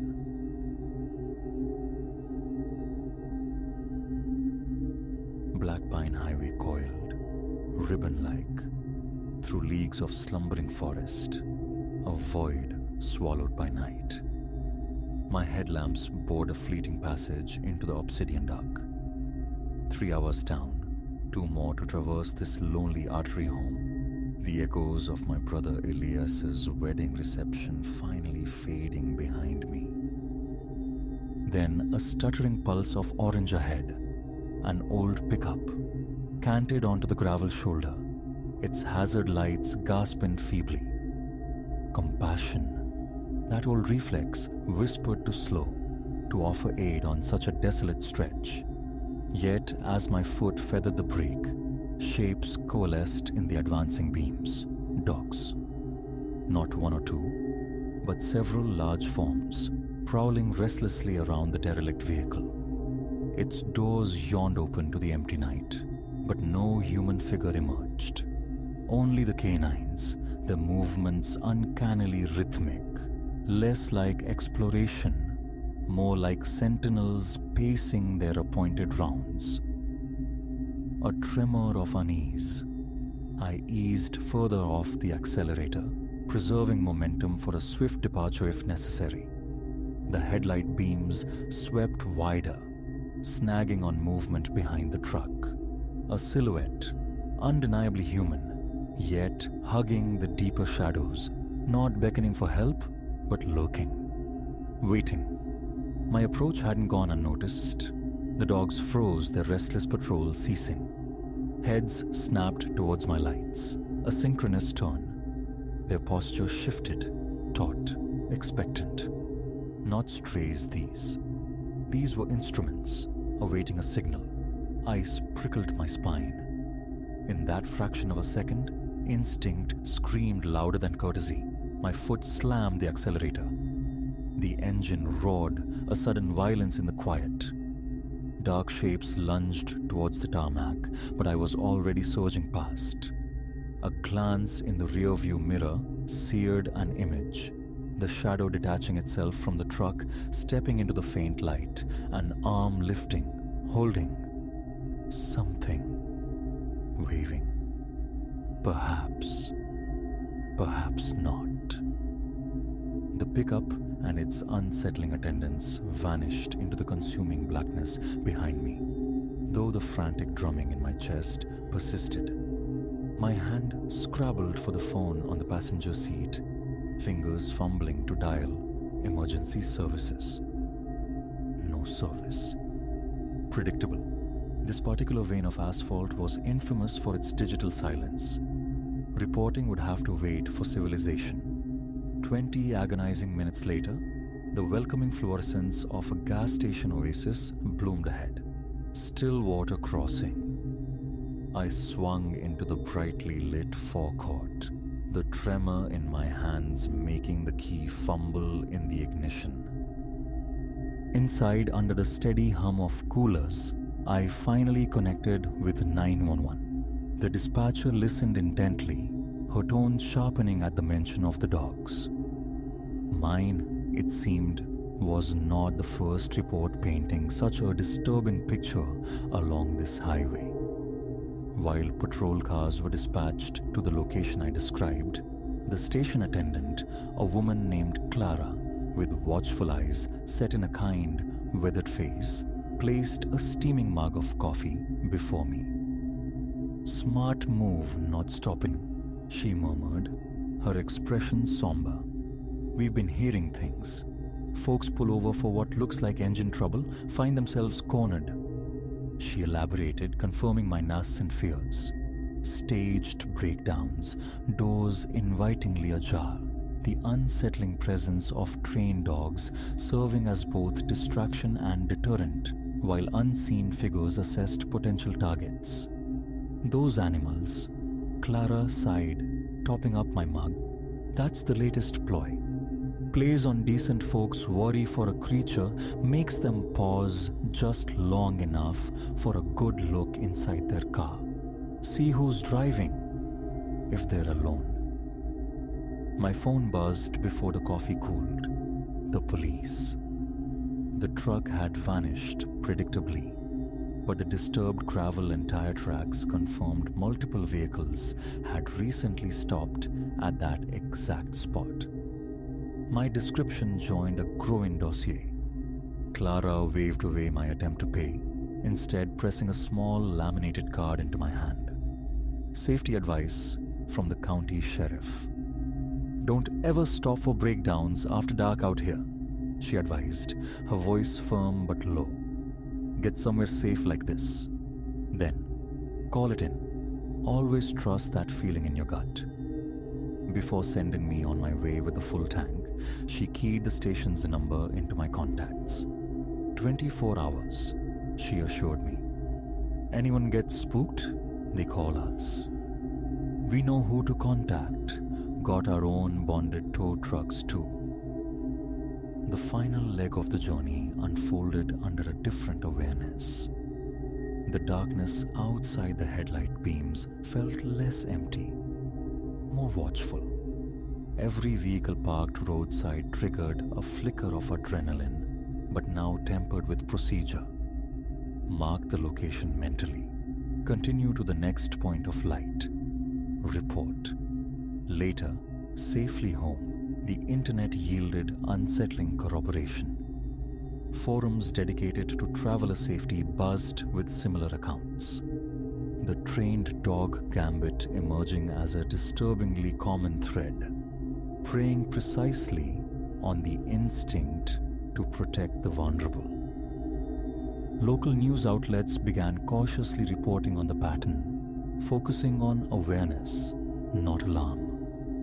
Clara, interviewed, became an unlikely beacon for cautious travelers.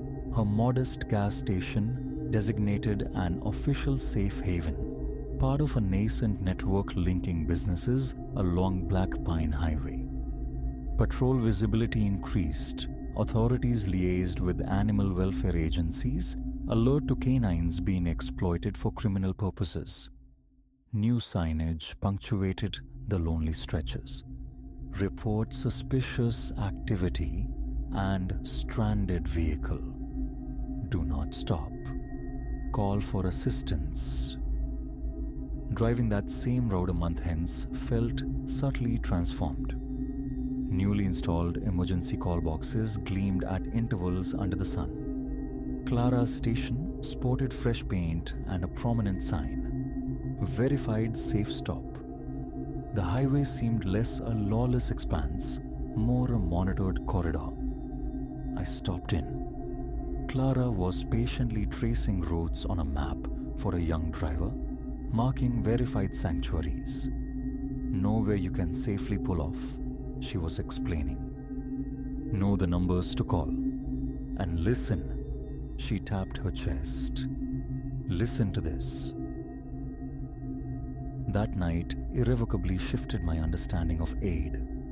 Compassion hadn't evaporated, but it now wore the armor of caution. My phone hosts emergency apps. I map out safe zones before any long drive. True assistance, I now understand, isn't always about immediate intervention. Sometimes the most helpful act is to keep moving, gather information, and alert those equipped to handle the unknown dangers lurking just beyond the headlights' reach. Just last week, near my own exit, I spotted a sedan with a shredded tire. The old instinct fled, but the new knowledge guided my hand. I drove a mile further, pulled over safely, and called the State Patrol.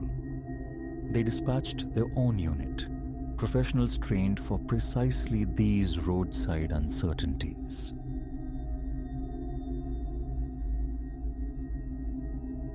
The old barn lock yielded with a rusty sigh, but the air that greeted me wasn't empty stillness. It was a presence, a palpable pressure against my chest, colder than the windless night outside. A thickness clogged my lungs, my skin prickled electrically. The scent hit next, burnt tallow and an acrid, herbal tang that rasped the back of my throat. Igniting the beam of my torch, I pushed inward, the light cutting a swath through the gloom, revealing walls slick with an unnatural damp. My boots sank slightly into the packed earth floor, leaving stark impressions. Then, tucked behind skeletal remains of farm equipment and a listing wheelbarrow, I saw it. An altar, a fist clenched low in my belly. Upon it, candles burned, their flames impossibly steady in the sealed space. This rural acreage, acquired mere weeks prior, was meant to be an escape, a necessary severance from a life left behind.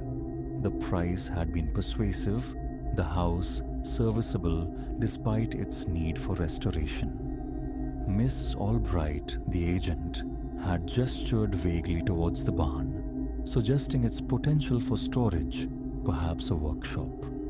Nothing prepared me for this clandestine shrine. During the cursory inspection, distracted by straw-littered floors and seemingly sound roof timbers, I'd registered no leaks, no structural failings, and certainly no altar. Perhaps the accumulated detritus had concealed it.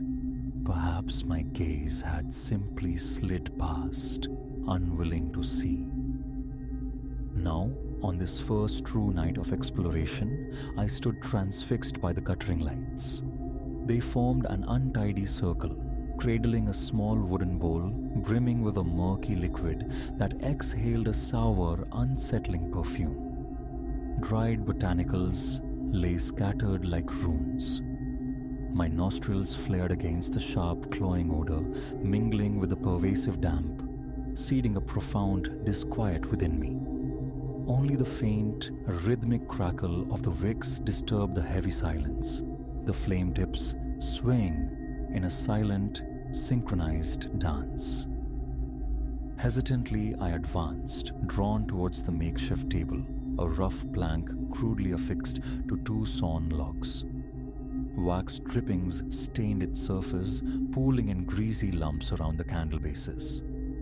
The wood felt strangely warm beneath my hesitant touch, radiating a residual heat, as if it had basked near fire for an uncounted duration. How the candles persisted, defying consumption, baffled me. Some appeared nearly new, others were worn down, yet all burned with equal vigor. Reaching for a half-spent taper, a bead of molten wax spat onto my hand. I flinched, cursing softly, wiping the stinging smear against the denim of my jeans.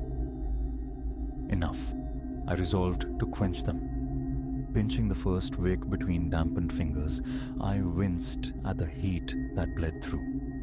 One by one, the flames succumbed, plunging the barn into a deeper darkness punctuated only by my torch's beam. The instant the last light died, a distinct chill permeated the air, raising gooseflesh on my arms. The acrid perfume of smoke and herbs clung insistently to my clothes. Retreating, I fumbled with the door handle, stepped into the cool night, and secured the lock behind me. Standing in the yard, the thudding of my own heart loud in my ears, I sought rational explanations. A squatter, vestiges of the previous owner's eccentricities, no theory felt adequate. A circuit of the property revealed no disturbed earth near the door, no compromised windows. The lock was sound, yielding only to my key. Sleep offered little respite that night. Images of those phantom flames flickered behind my closed eyelids, the wooden bowl, and scattered herbs etching themselves onto my consciousness. Phantom rustlings in the hallway startled me awake more than once, but the house remained resolutely empty. Morning arrived, bright and deceptively normal. Sunlight gilded the dew-kissed grass as I crossed the yard towards the barn. My boots crushed the wet blades, leaving dark trails, my own prints from the night before. No others marred the damp green expanse. Key in lock, a turn, the door creaked open. The smell surged out, undiluted, heavy as a shroud. And there they were, burning. Every single wicker light, fresh rivulets of wax weeping down their sides. The air pulsed with a humid heat, close and suffocating, like a forgotten sauna. My pulse hammered, my throat constricted. Frantically, I scanned for breaches, forced windows, disturbed dust, anything. Nothing. The walls seemed to weep moisture more intensely now, tiny beads coalescing and trickling down the aged wood. Faint, ghost-like wisps of vapor curled near the ceiling beams.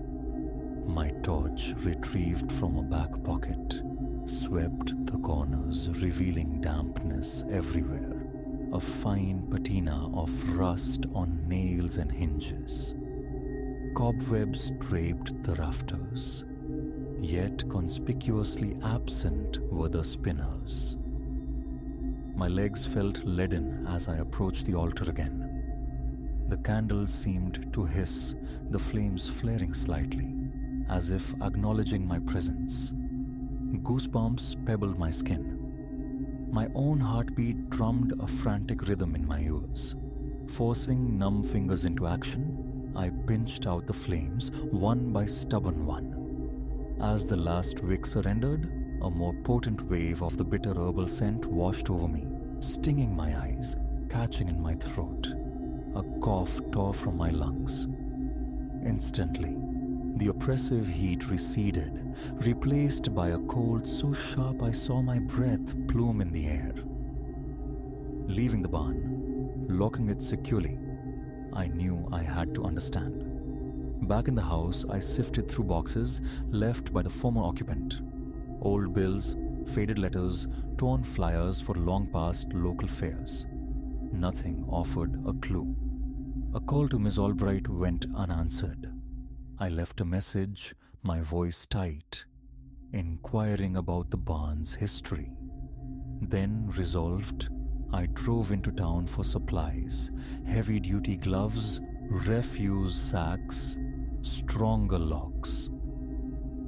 At the hardware store, I casually asked the clerk about local law concerning old barns. He offered a shrug, mumbled about peculiar hobbies and forgotten junk, recommended a potent mildew cleaner, and suggested a dehumidifier. I purchased my necessities and returned, the sky now bruised with impending rain. Late afternoon shadows stretched long as I reached the property. Supplies dropped in the house. I marched directly to the barn, my hand trembling slightly as I turned the key. The moment the door swung inward, I saw them, lit. As if untouched, my jaw locked. Nausea churned in my stomach. The familiar miasma of wax and herbs assaulted my senses. The earthen floor felt tacky underfoot. The walls glistened, beaded, with even more moisture. This time I hung a battery lantern from a hook near the entrance, refusing the tyranny of the torch beam. Needing to see the space fully illuminated, I faced the altar. The flames burned with unwavering intensity. The dark liquid in the bowl seemed thicker, fragments of herbs swirling sluggishly on its surface. Condensation beaded the bowl's rim. The smell had sharpened, grown more invasive. Water, oil, something else entirely. My thoughts scrambled for purchase, finding none. Pulling on the thick gloves, I seized the defiant candles one by one, dropping them into a metal pail. I doused them with bottled water, ensuring their extinguishment. Lifting the wooden bowl required effort. It was surprisingly heavy. The liquid sloshed, spattering dark droplets onto the dirt floor. I carried it outside, dumping the unknown fluid behind the barn's indifferent wall. The vile odor clung. I rinsed the bowl fiercely with more water, then tossed it amongst a pile of wood scraps. Back inside, the lantern cast leaping, distorted shadows. Sweat beaded on my forehead despite the chill. My gaze darted to the corners, the rafters anticipating something. My throat felt raw. I tore down stray bits of fabric, desiccated leaves, anything that seemed out of place, stuffing it all. Herbs, candle stubs, wax drippings into a large trash bag. Nothing would remain to invite this phenomenon. A sudden, inexplicable rush of cold air swept past me. I dropped the bag, spinning around, heart leaping. Nothing. Only the amplified sound of my own ragged breathing filled the silence. Gritting my teeth, I continued, scrubbing the makeshift table with a harsh cleaner, trying to erase the waxy residue, the lingering scent. The fumes grew, overpowering. Locking the barn again, I heaved the trash bag into my truck bed and circled the structure once more. From the outside, it remained stubbornly ordinary. Aged wood, solid frame, no hidden access points. The setting sun bled through the clouds, painting the sky a mournful gray. Only the sighing wind disturbed the quiet. Back in the house, appetite had fled, but I forced down a sandwich, hands unsteady as I poured water. My mouth was bone dry. Every glance towards the windows expected lurking shapes, but the yard remained empty. The barn was clear, I told myself. Candles gone, bowl empty. It had to be over. Flipping through magazines offered no distraction. My mind kept returning to the weeping walls, the swirling herbs, the persistent flames. Exhaustion finally claimed me, though I left a lamp burning in the hallway's uncertain light. Sleep was a tormented landscape of scuffing footsteps on packed earth, the imagined strike of a match, the hiss of wick catching flame. I woke near dawn, drenched in cold sweat.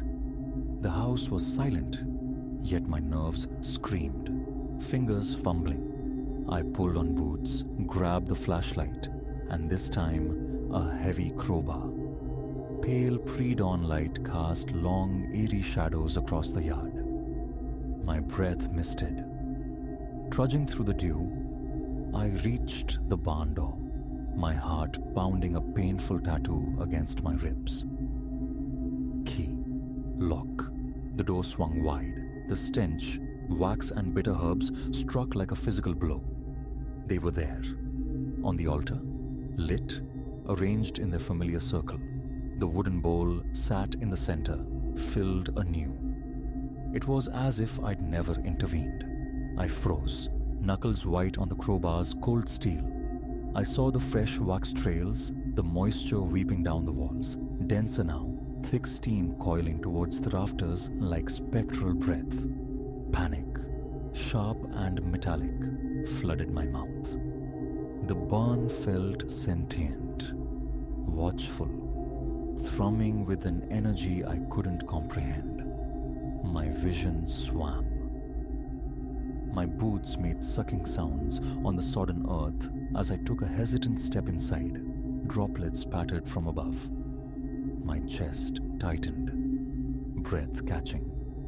Remove it all again. The thought felt futile, hopeless.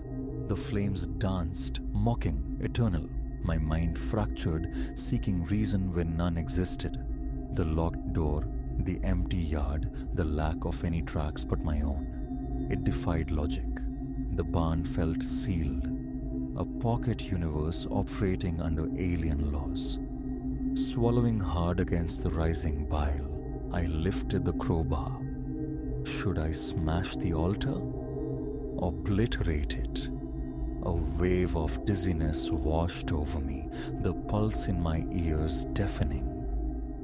The barn was watching, waiting. My gaze fixed on the candles. They flickered, hissed. My limbs felt weighted, my knees weak. A bead of sweat traced a path down my temple, stinging my eye. I blinked, took another squelching step. The crowbar felt impossibly heavy. The bitter perfume filled my lungs. This place, this presence, it wasn't leaving. Not on its own. I stared at the flames until they burned into my vision, took a deep, ragged breath, and raised the crowbar higher. Muscles screaming with tension, heart thundering, resolved to shatter whatever fed those undying fires.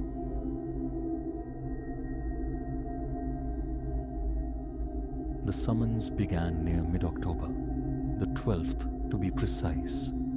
A trio of concussive raps struck my apartment door, punctual as damnation at 3:01 a.m. sharp. My phone screen flared beside my bed, confirming the hour just as the sound jolted me. Sleep was a distant country. I'd been adrift in the phosphorescent glow of my laptop, weaving words late into the night within my narrow urban shell. Silence descended, thick and sudden. My fingers arrested above the keys. 3 a.m. Visitors were phantoms at this hour, alien to this building, this slice of the city.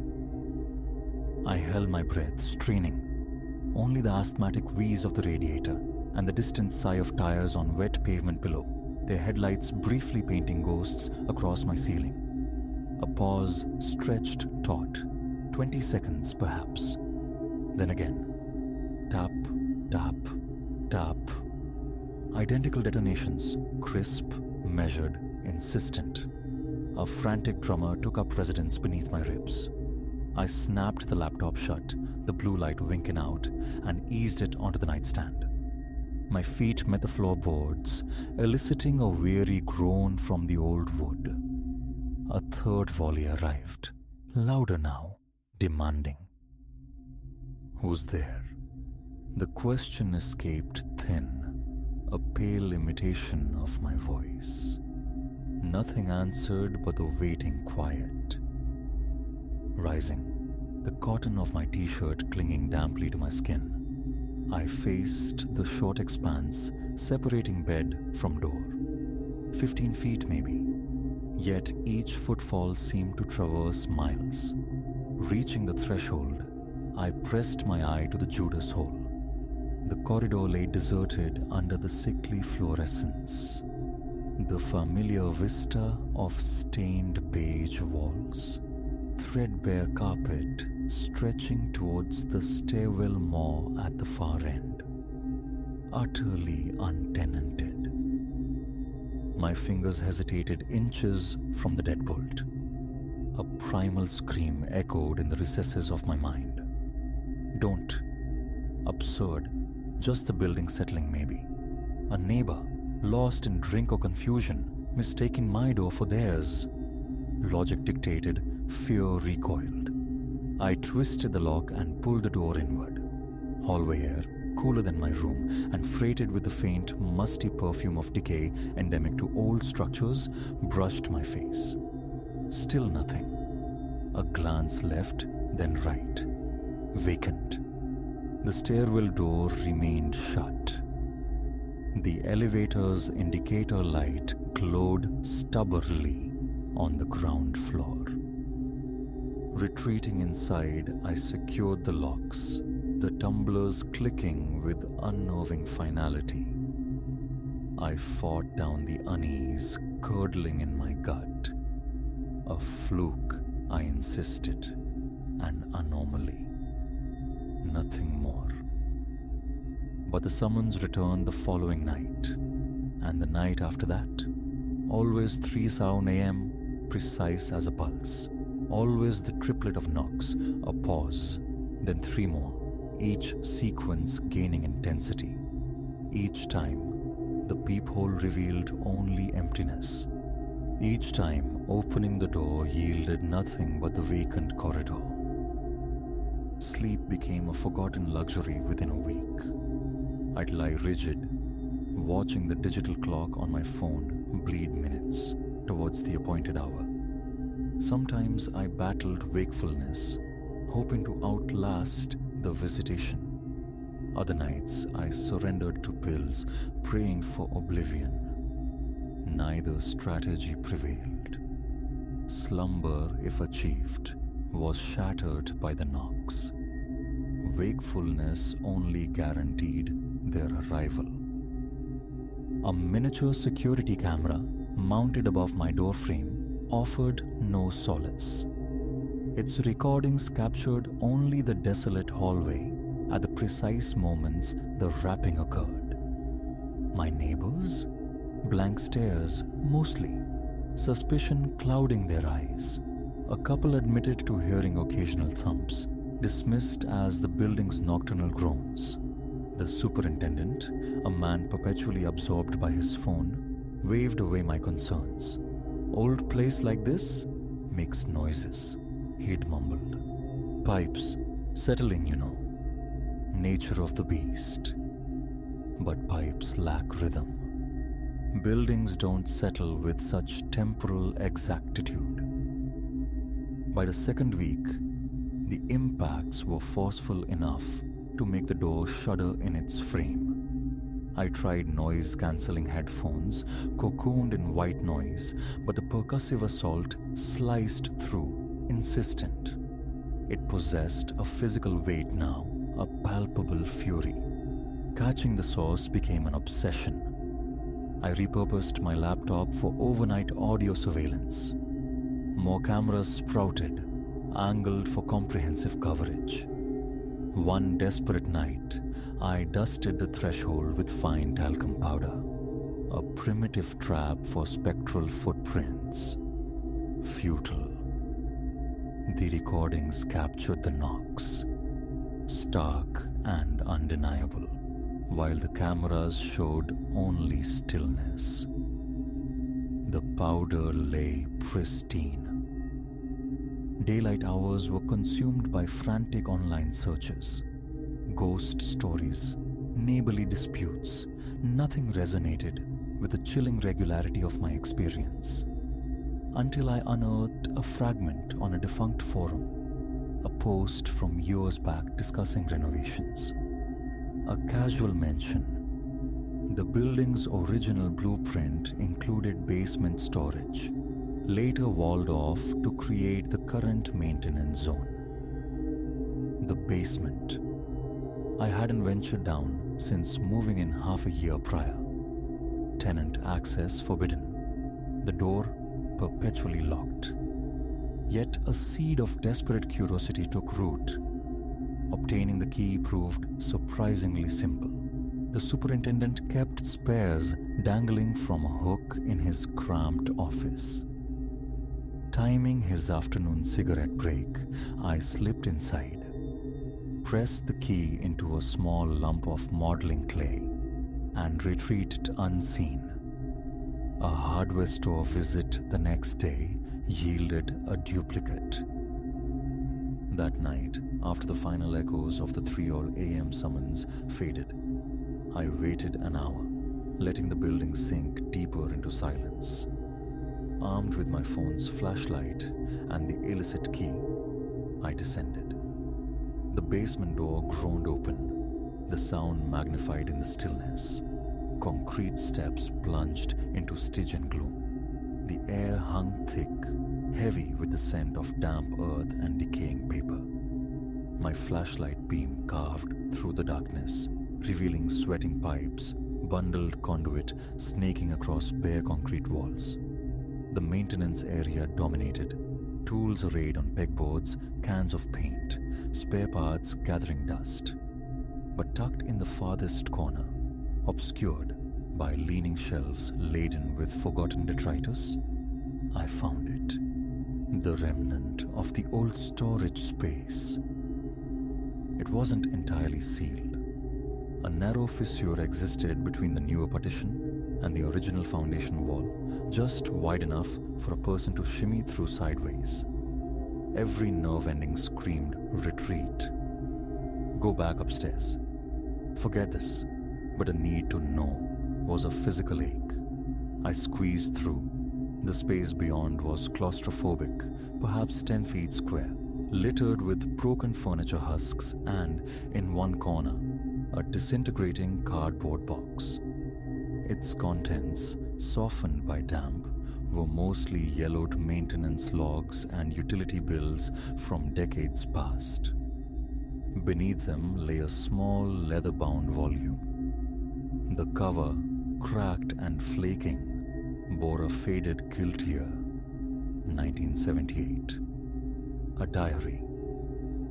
Back in the relative sanctuary of my apartment, I began to read. The initial entries were mundane. Observations on work, the weather, petty grievances against fellow tenants. The script was meticulous, controlled. Then, midway through, a shift. March. Strange rapping noise at night. Assumed plumbing initially, but the pattern is too precise. 3 distinct knocks, always 3:09 a.m. Superintendent found nothing amiss. The entries grew more frequent, the tone fraying into desperation. The handwriting devolved, becoming erratic, ink smudged as if by trembling hands. Knocking louder, sleep impossible. No one credits my story. Tried staying elsewhere, futile. The sound pursues me even out on the street. Following. Added new locks. Pointless. It still comes. The final entry, dated April 15th, 1978, consisted of 3 stark words. Finally. Open. Door. The remaining pages were blank. I scoured online archives, news reports from 1978, missing persons, unexplained incidents tied to this address.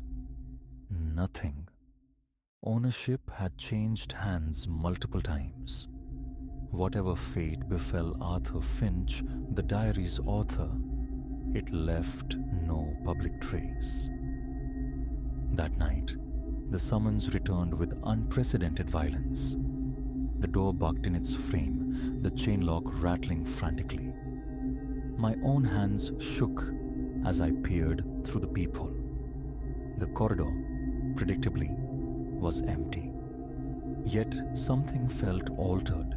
The fluorescent tubes overhead flickered, dimmed momentarily, and in that instant of bruised light, I perceived something. A distortion, a flicker of movement at the edge of vision, like a shadow briefly eclipsing the lens. Tap, tap, tap. The wood vibrated against my cheekbone. I recoiled. My heart hammered against my throat. Sweat traced cold paths down my spine. The air itself felt dense, charged with more than mere humidity. Another trio of blows. The doorframe splintered audibly. Panic surged. Keys, phone, grabbed them, lunging for the window, the fire escape. But my fingers fumbled, clumsy with terror. The window, swollen by summer humidity, refused to yield, jammed tight in its track. The knocking ceased abruptly. Into the ringing silence crept a new sound. Respiration, but hideously wrong. Wet, laborious, impossibly heavy. It emanated from just beyond my door. The handle began to turn. I hadn't unlocked it. I knew I hadn't. Yet it turned. The door swung inward. I saw it. God help me. I saw it.